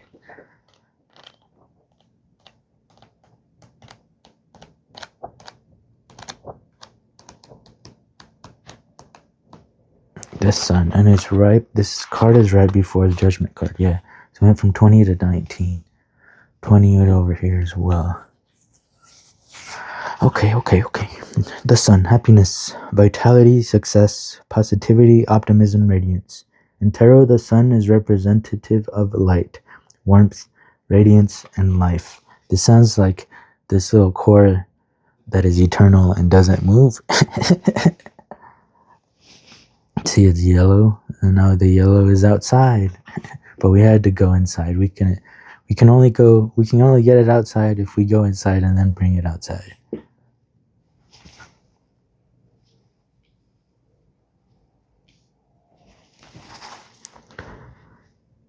It gives the Fool energy, strength, positivity, and charisma. The light of the sun shines on her, within her, and through her. She brightens the world with her energy and boundless optimism. With her heart full of love, confidence, and gratitude, it is only natural for the Fool to express her joy and imbue others with that same joy. The energy of this card is vibrant. It is a reminder that after each dark night, there comes a new day. This transformation, is at the heart of the sun card, sacred and wonderful. What does it feel like to be embraced by the sun's warmth? Do you trust that light always returns after darkness? How does this make it easier to accept the night? Yeah, and back then, people, that's why they made do those kind of religions and sacrificial religions, because when they saw the sun go away, they didn't know if it was going to come back. They didn't know that the earth was round and that it's only natural that it's going to come back. There's nothing they could have done about it. It's something that happens to them, that the sun goes away and then it comes back, but it always does come back and it always goes away. That's something that we can't change. That's something that happens to us, but we can be in control over not freaking out and sacrificing things, thinking that is what makes the sun go away. If we just be still and watch, we can eventually realize that the sun is always going to come back. Action. Define happiness. Consider what it is that you are doing when you are happiest. That is what is important. I think the most efficient way we can use our energy during these new perspectives. Think about what your happiness looks like and how it changes your outlook toward others. Bring light. Joy is a gift that is meant to be shared. So consider how you can let your light shine through to others. Think about what ways that you can bring joy, whether it is by doing a favor or giving a small gift. Explore what it feels like to be able to give. But the most important thing is do things that bring you joy. And then when other people see you being joyful, doing things you like, they're like, oh, I want to be like that too. So there's nothing you can do other than just have fun. Challenge yourself to do something every day that serves no purpose other than giving you pure enjoyment. Because like we are learning, that is what most matters. At least, obviously, you think so too. Ace of Cups. Wow. Yeah, it has all of the emotions you can ever feel pouring into a cup. Look at that. Wow. Yeah, we definitely did not cling to this past long after this movement. Well, I guess it's hard to when you are being moved. Follow the movement. Follow these emotions that are being poured in this cup. Ace of Cups. Cups are, water, movement, emotions, not movement. Emotion movement. Not will movement, not wand movement. But this is movement in the emotions. So anything that moves is not real.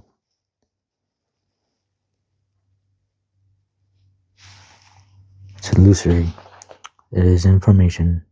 Things to experience. Things to move through.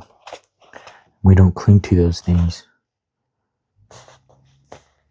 So this card represents the element of water in its most secret and original form. It is a feminine complement of the Ace of Wands and is derived from the yoni and the moon, exactly as that is from the lingam and the sun. Okay, so moon is Luna, and I've been talking about my dog Luna. So those emotions of, I want you to come outside, I don't want to go inside, inside is scary, I don't know the inside. I think this is the emotions that are being brought up. This card is a stunning and vivid image of the cosmic yoni. In Wagnerian terms, it is the holy grail to the Ace of Wands sacred lance. The Golden Dawn model has more or less been discarded, and Crowley's description in the Book of Thoth is that from an earlier draft of this card, not Harris's finished product. This is nonetheless one, if not the most beautiful cards in the entire deck. Yeah, I really like that background, combining with the blue, and it looks like a spider web. Scallop radiations of light burst from the cup to meet and match the undulating waves of water at the horizon of the sea. Harris repeats the motif of scallops in the dress of the Princess of Cups, suggesting perhaps her relationship as tone of the ace. The cup itself is a simple blue bowl with what appear to be two blue-green entwined serpents serving as handles. For reasons that are not altogether clear to me, Harris has placed 3 interlaced rings, the same as those that crown the Hierophant's wand in the Major Arcana 5 on the front of the cup. The symbol, which Crowley described as representative of the 3 aeons of Isis, Osiris, and Horus, with their interlocking magical formulae, is not to be confused with the more complex mark of the beast, which we can find on the Ace of Discs and the Prince of 5 of Wands. One can only speculate why Harris was moved to apply this symbol to the cup.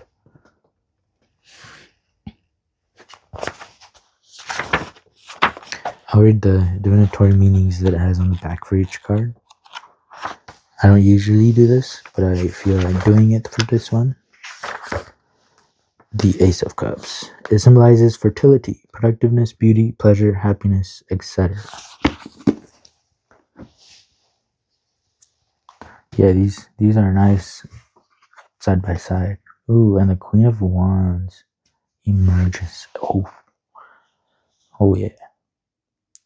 Look at how this red and yellow. We're learning the yellows, and then the yellows and reds are full in this picture now. It was inside, it came outside, and now it's everywhere. Queen of Wands, court card.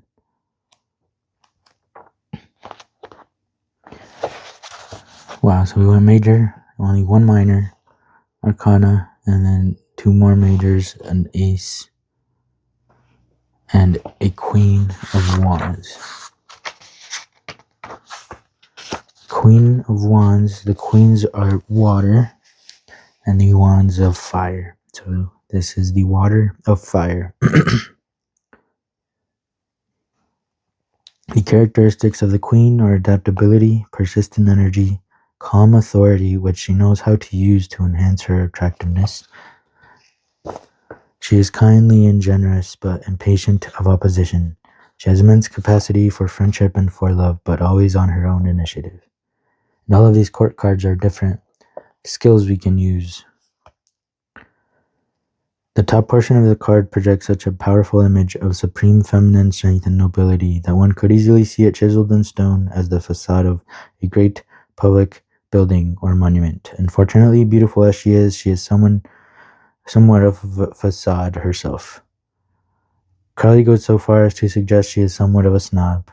When H. Rider Haggard wrote the classic science fiction story, he must have had the Queen of Wands in mind. Title character is Aisha, beautiful immortal queen who rules a land where she is known as she who must be obeyed.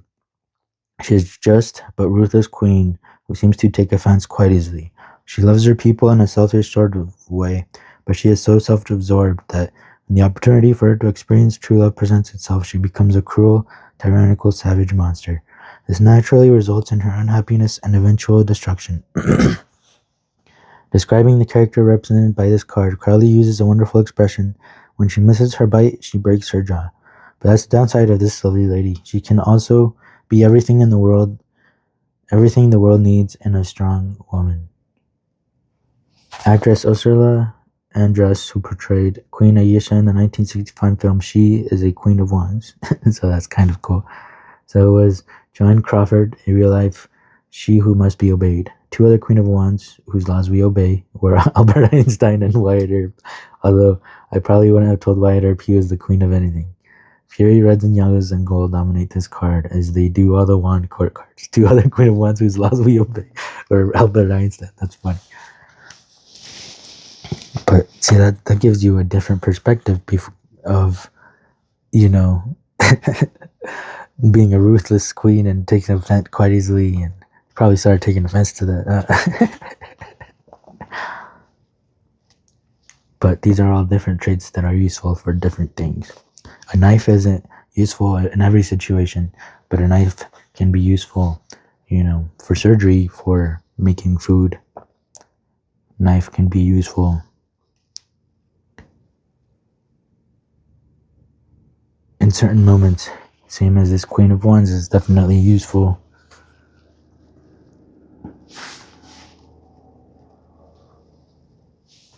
Especially after this transformation and learning about all these emotions. I'm sure she can also be everything the world needs in a strong woman. Or even a man,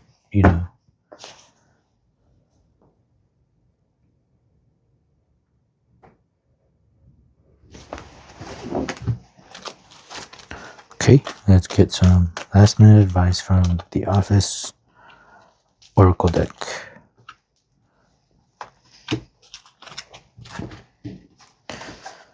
Interesting, nice. Okay.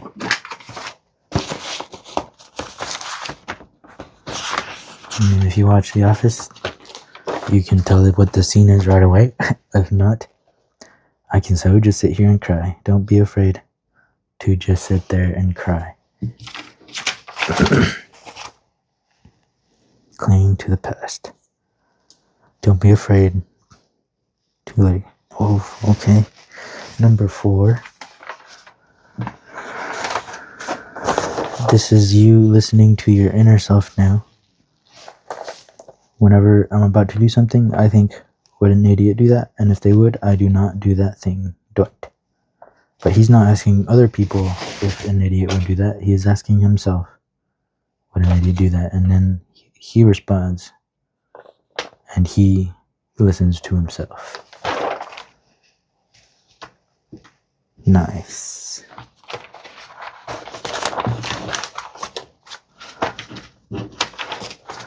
Cafe Disco. All work and no play make Michael a dull boy. Yeah. Be a kid again. Play, dance, move that body while you have it. Have fun. Do things that get you excited and full of wonder. Do you really think you came to this place just to work and be miserable all your life? No. Explore, create. Think of things you loved doing as a child and then spark that fun in yourself again.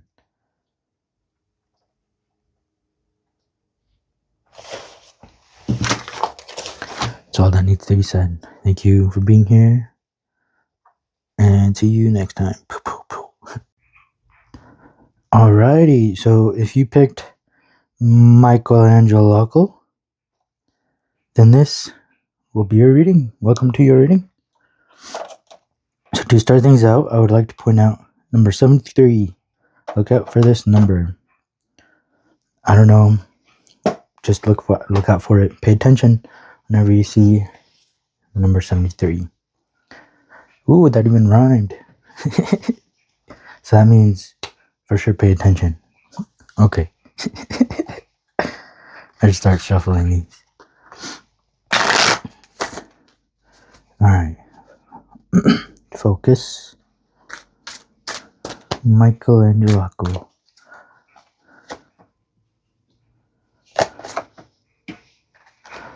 You guys want a better look at him? Oh yeah. Michelangelokl.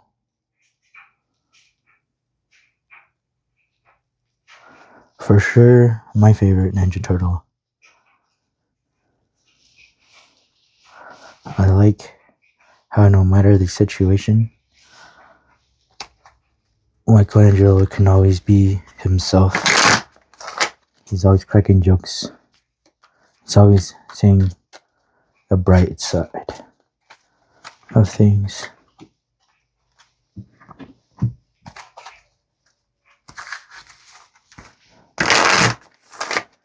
And any of us can do that. That's a cool skill to have, to not get too down. Ooh. Not get too down during the hard times. Still being able to be your jolly, goofy self. So I will be using these three homies. So why I really like these homies is that they all talk about the same tarot, but in a different perspective. They all have the same descriptions for the same cards, but all the descriptions are quite different, as you will see. So to me, the Thoth Tarot is the masculine perspective of the Thoth Tarot, of tarot in general, by Aleister Crowley. Well, this one is written by Milo, DuQuette, but the tarot is from Aleister Crowley. It's the feminine perspective by Gong. I don't know who that is, to be honest. And this is the neutral perspective, the OSHO Zen Tarot. All talking about the same tarot, but in a from a slightly different angle, slightly different view, slightly different perspective. And it brings out parts of the cards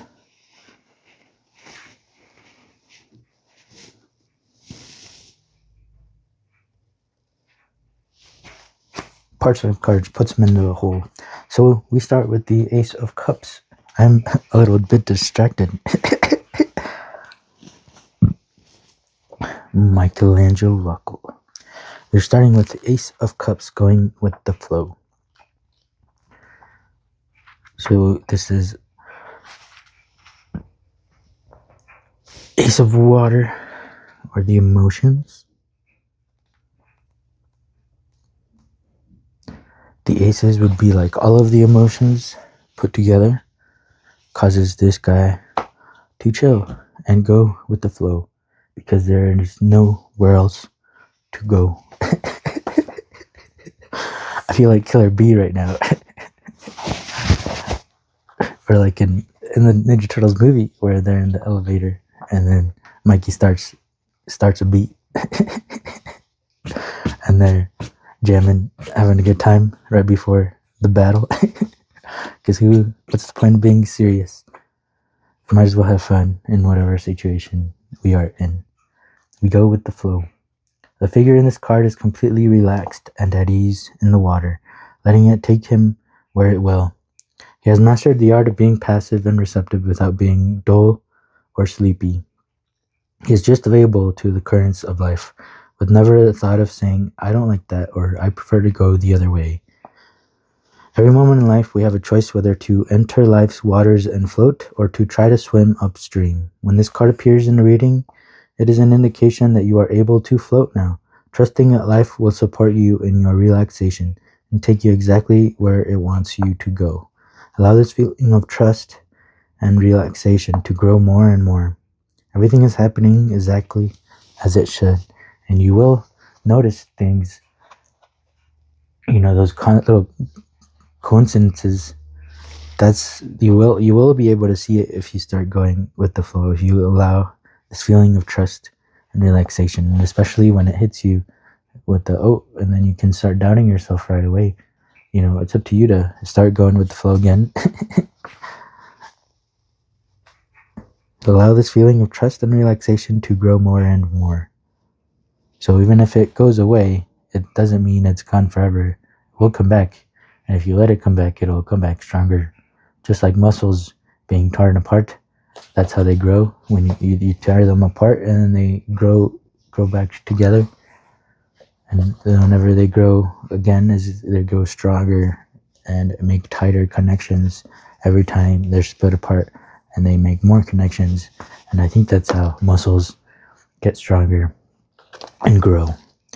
So that is you with life, going with the flow.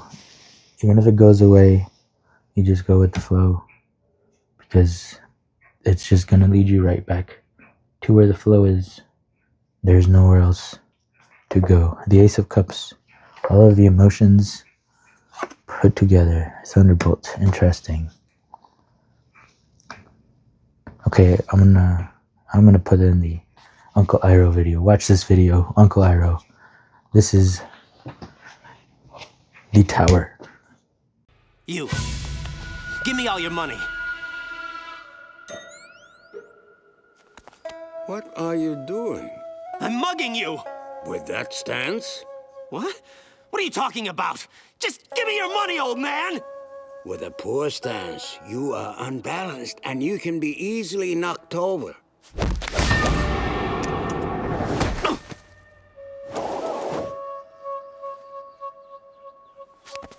With a solid stance, you are a much more serious threat. Much better. But to tell you the truth, you do not look like the criminal type. I know. I'm just confused. So you really think I could be a good masseur? Of course. Okay, so now watching that video, that is literally this card, and the Uncle Iroh is the best at putting it, like the best. That's the best way I've found of somebody explaining the Tower card, which in this deck is the Thunderbolt. So I'm going to read it anyway, so you can see what our OSHO Zen Tarot has to say about Thunderbolt. Number 16 in the major arcana. These are things that are happening to us, like lightning. You can't really control lightning per se. If you're outside, this is something that's bigger than us. This card shows a tower being burned and destroyed and blown apart. A man and a woman are leaping from it, not because they want to, but because they have no choice. In the background is a transparent, meditating figure representing the witnessing consciousness. You might be feeling pretty shaky right now, as if the earth is rocking beneath your feet. Your sense of security is being challenged, and the natural tendency is to try to hold on to whatever you can. But this inner earthquake is both necessary and tremendously important. If you allow it, you will emerge from the wreckage stronger and more available for new experiences. Yeah, this is the being torn apart to be able to grow back stronger muscle. After the fire, the earth is replenished. After the storm, the air is clear. Try to watch the destruction with detachment, almost as if it were happening to somebody else. Say yes to the process by meeting it halfway. Yeah, and this is when you see it as, when you're working out a muscle. Is it really sad that it's being torn apart? No, because we know it's going to grow back together stronger. That's the whole point of working out, to tear them apart so they can grow back stronger. So when you see yourself that way too, remember this is something bigger than us. So you are this muscle now being torn apart. So don't be sad, because the whole point is to grow back stronger. The whole point of whatever is happening to you is so you can be stronger, so you can go with the flow. Apparently you need a lot of strength to let go and go with the flow.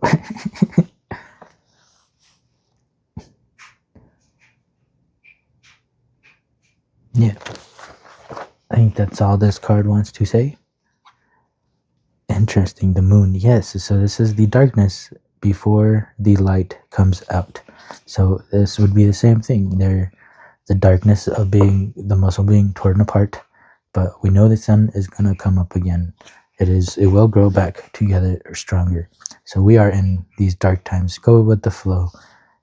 Go through these dark times. Like this guy here, like Mikey would go through a hard time.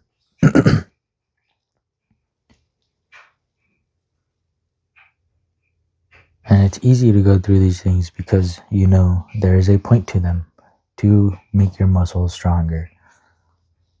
And that at the end of the night, the sun will always come up again. It is part of the flow. This destruction, this darkness, is part of the flow, and we go with it because we are a part of the flow. And there are reasons for this flow to lead us into this darkness and destruction. The moon.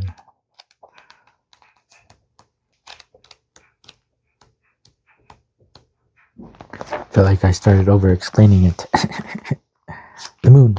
Imagination, fantasy, habits, instincts, unconscious, losing one's way. As the fool gazes at the moon's reflection on the surface of a lake, the line between the reflection and what is real becomes blurred. Our instincts and feelings affect the way that we perceive the world. What we see around us mirrors our internal landscape.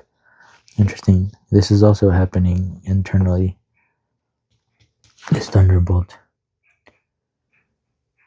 So there is nowhere to hide. That's why we end up just going with the flow. The moon represents this mirror world of the internal, where our imagination thrives and our fantasies linger. When the moon is present, our perception is highly affected by our internal narrative. Is reading a situation in your relationship difficult because it activates subconscious triggers? You'll need a high awareness of your own character, its lights and its shadows, in order to distinguish between fears that you've created and those that are real. Exercise and observe your fantasies. Yeah, are these things that are happening actually bad, or are they just happening so that your muscle can get stronger? So when you are aware of that, then it's easier to just go with the flow. Take some time to daydream and consider what types of narratives show up in your imaginings. Perhaps you put yourself in the role of a damsel in distress, or maybe you are a capable problem solver. Now examine your desires, your motivations, and the role of others in these daydreams. Yeah, and then when you, whatever role you keep putting yourself in is the role you're going to keep putting yourself in. So if we get out of that, we destroy that, like Uncle Iroh told us, that's not a good stance to be in. If we fix our stance and put ourselves in a different role, a role that's more capable, you can imagine yourself in do literally any role, personify any character you would like. You are able to do that. That is how powerful our imagination is. Exercise and observe your fantasies. So, and the more you try to do that, the more your muscle is being worked. And the more you fail, the more you try, the more your muscle grows back together, and the better you become at these kind of things. Examine your moods. Try and name your moods throughout the day. Observe how they color your interactions and reactions to the world around you. Consider how your internal landscape shapes each day. Yeah, there's definitely, when I'm in certain moods where nothing can bring me down and nothing seems like a problem, things just seem the way they are, and I do what I need to do, and things happen the way they need to happen. But those are the days where I'm in a mood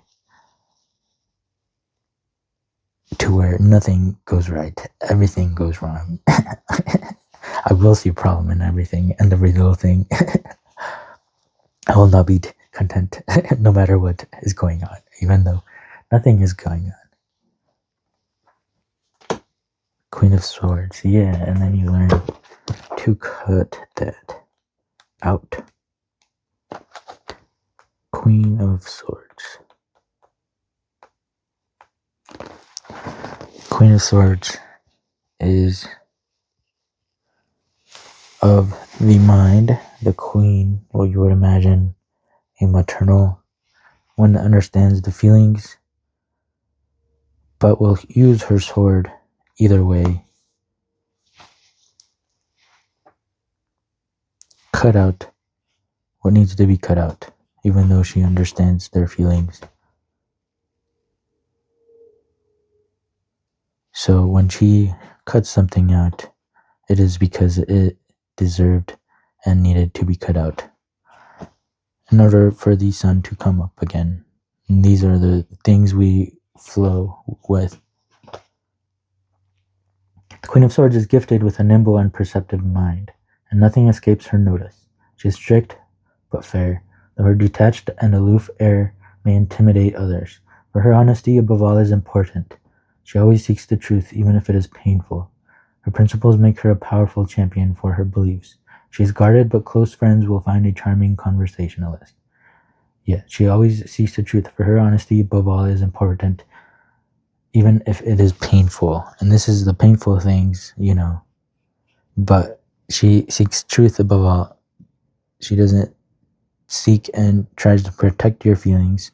She will, but above all, honesty is more important, and the truth is more important. And if the truth is that things are better without these things, she will cut them off. How can we unite logic with feeling? When you have extreme emotions, can you just pause and try to observe them, as if observing another person? And the Queen of Swords, mind and heart come together as one. How can you apply logic to your feelings so that you can channel them for the best possible outcome? I really like the Queen of Swords. The heart and mind coming to one. Face the truth. It is more important than ever to handle things with honesty, openness, and fairness. Regardless of how painful it can be, face up to any difficult truths. Go with the flow. This guy accepts all truths that come towards him. He doesn't deny or try to reject anything, especially if it's a truth. That is going with the flow. Balance emotion with logic, and awareness of feelings can aid communication and moral action. Let your words and actions come from empathy, but never stray from the truth. Yeah, appreciate and understand those feelings, but ultimately, the truth is what matters most. Let your mind be free. This queen cherishes her personal freedom. New doors are open to her when she allows her mind to remain free. Keep an open mind. Don't let the judgment of others restrict your outlook. Go with the flow. And she is facing away from this moon and thunderbolt. So all these things that are happening, she will be like, no more. I will protect myself. And the Knight of Wands is heading right into this Queen of Swords. So that's kind of cool. So that is another court card. The Knight of Wands. And I believe this would be a King of Wands in normal tarot. You just switch the king to a knight, and a knight is a prince. These knights are princes, and then these kings are knights.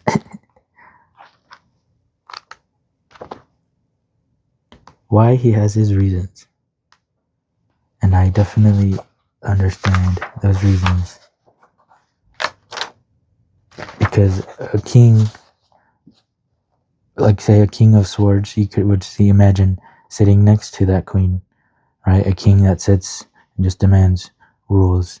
But a real king isn't one that sits and demands rules. A king is the first one in battle, is the one that leads the people right into the fire. This king is like what we would imagine a knight to be. A knight that goes and saves the princess, but which is why it's a prince in this. This is princess and prince instead of page as well. But a king, when you imagine a king, I also would imagine a king that sits down and is just but a real king is one that goes out. He is the first one to lead in front of his people. That is why what you imagine a knight would be, that is what a king should be. And that is why this is a King of Wands, the fire of fire. Moral qualities appropriate to this figure are activity, generosity, fierceness, impetuosity, pride, impulsiveness, swiftness, and unpredictable actions. Wrongly energized, he is evil-minded, cruel, bigoted, and brutal. He is in either case ill-fitted to carry on his action. He has no means of modifying it according to circumstances. If he fails in his first effort, he has no resource. He is the go-getter of the go-getters, this Knight of Wands. Representing the fire of fire, Knight of Wands certainly has the potential of being the strongest member of the court cards. He represents the Yod subdivision of this Yod Hevarche. He represents the Yod, which is the Y, the beginning. However, it is well for us to remember that where court cards are concerned, representing something is not the same as being something. These are the skills and traits that this card portrays that we can embody and use as the situation arises and whatever skills are needed. Harris translates the Golden Dawn description into a magnificent and thrilling image that almost leaps off the card. Did I say leap? Explodes is perhaps a better word.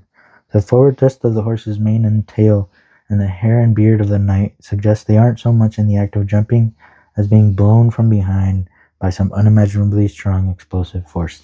It is the portrait of someone who is riding a rocket, and that can be very risky. If the rocket isn't aimed properly, he or she misses the target. If there's not enough fuel, he or she crashes. If there's too much fuel, the person explodes. But if everything goes well, it is the most spectacular of successes. Yeah, whatever's going on here, when it is able to take you to the flow and being handled correctly, it can be the most spectacular of successes. Robert Fulton, Indira Gandhi, Robert Kennedy, Frank Sinatra, and Mary Queen of Scots all were Knights of Wands. So it tells you well more of the skills they were good at are the skills that this card embodies. Fury reds, yellows, and gold dominate this card as they do all the Wand Court cards. You have the Knight of Wands and the Queen of Swords. Imagine mixing both of these qualities into one and then fighting all this darkness. And then you're just chilling, having a good time, enjoying this entertainment. The Emperor. Ooh, nice. Look at that. Look at how we end with all of this fire, all of this movement, all of this flow that's moving, all of this sun coming up. This is the sun coming up. Yeah. And it's another major arcana. We have only had Ace Cups, Court cards, and major arcana. So yeah, there's definitely nothing you can do except go with the flow, accept what is going on, and do the best with what you have. The Emperor. The Emperor is all about the rules, about saying this and that. This is the son of the morning, chief among the mighty, zodiacal trump of Aries. Yeah, this is the sun definitely up. The Hebrew letter is Sadi, which means fishhook. In the Tree of Life, this is path number 28, joining number 7 and number 9. This is this path, joining number 7 and number 9. Use all thine energy to rule thy thought. Burn up thy thought as the phoenix. Interesting.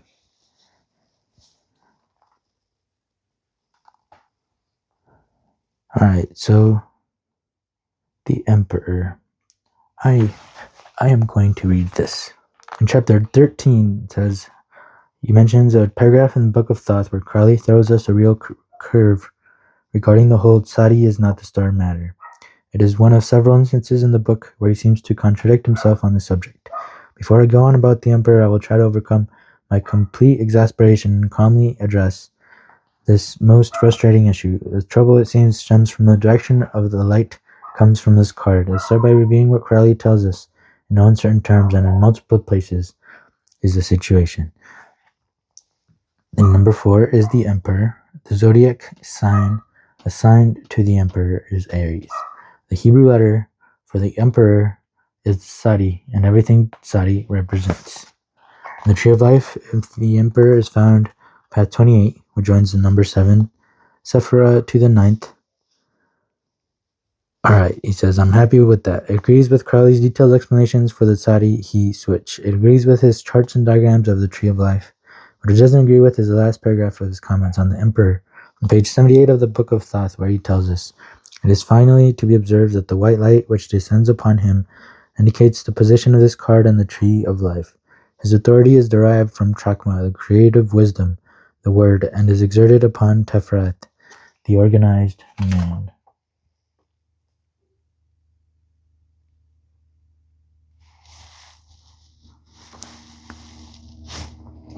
And this is how these things can be complicated. This is how masculine energy can overcomplicate some things.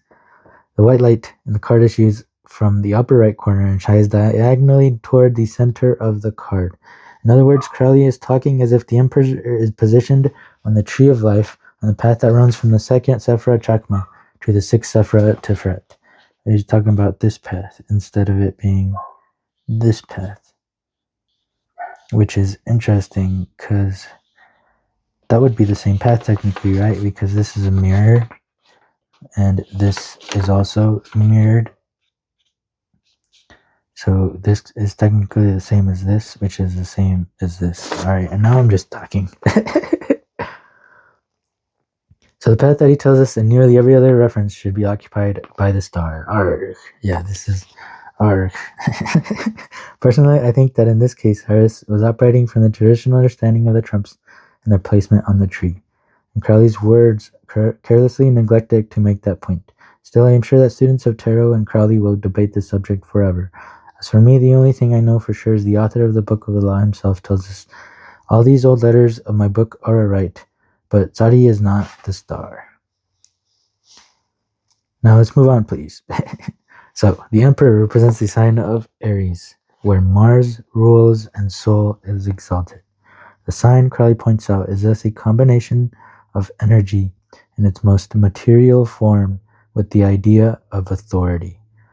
A combination of energy in its most material form with the idea of authority. Referring to this card, Crowley even goes as far as to actually give us a somewhat cynical lesson in civics. He is seated upon the throne, whose capitals are the heads of the Himalayan wild ram, since Aries means a ram. At his feet, cogent is the lamb and the flag, to confirm this attribution on the lower plane. For the ram by nature is a wild and courageous animal, lonely in lonely places, whereas when tamed and made to lay down in green pastures, nothing is left but the docile, cowardly, gregarious, and succulent beast. This is the theory of government. Interesting. He is seated upon the throne whose capitals are the heads of the Himalayan wild ram, since Aries means a ram. At his feet, couchant is the lamb and flag, to confirm this attribution on the lower plane. For the ram by nature is a wild and courageous animal, lonely in lonely places, whereas when tamed and made to lie down in green pastures, nothing is left but the docile, cowardly, gregarious, and succulent beast. This is the theory of government. The Emperor is the third of the alchemical trumps and represents sulfur. His arms form the triangle, and his legs form the cross of the glyph of sulfur, which Crowley tells us is the male fiery energy of the universe, the Rajas of Hindu philosophy, the Rajas. This is the swift, creative energy, the initiative of all being. Upon this shield is the red eagle that identifies him with what the alchemists call the red tincture. The red tincture is symbolic of the fiery action and nature of the sun and gold, just as the white eagle on the Empress's shield identifies her with the white tincture, symbolic of the action and nature of the moon and silver. The great alchemical recipe dictates that we must first find the white tincture, then the red tincture, then unite them to accomplish the great work. This can definitely be found in the moon and silver. The white tincture also popped up, and it came before the red tincture. Cool. Now unite them, like these two. Yeah. This, of course, suggests that the Empress and Emperor enjoy a much more intimate relationship than what we expect of government officials. We will see them get cozy in Atu number 14 art. That was a lot of information. We're gonna just keep going with the flow. and ooh, we want that with the Office Oracle deck. This one. This one's the one that flew out 30. Nice. We like to see it.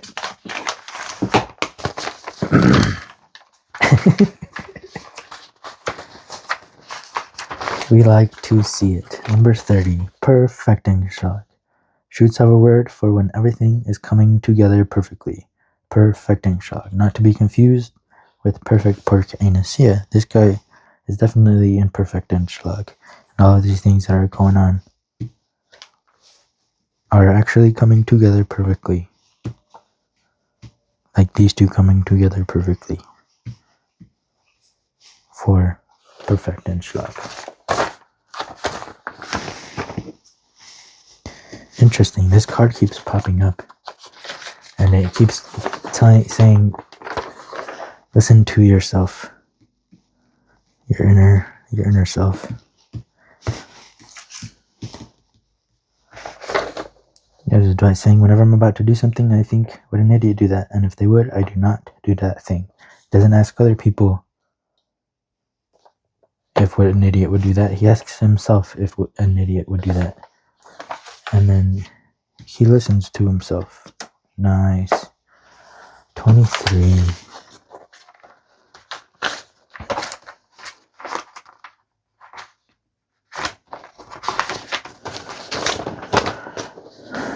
Everything you want in life, you get. It goes to show that everything you want in life, you get. And you can't work for it. It just comes to you. You already did the hard part. You're alive. And just for being alive, you deserve everything that you truly desire. Life. Thank you for being here, and see you next time. Michelangelokl.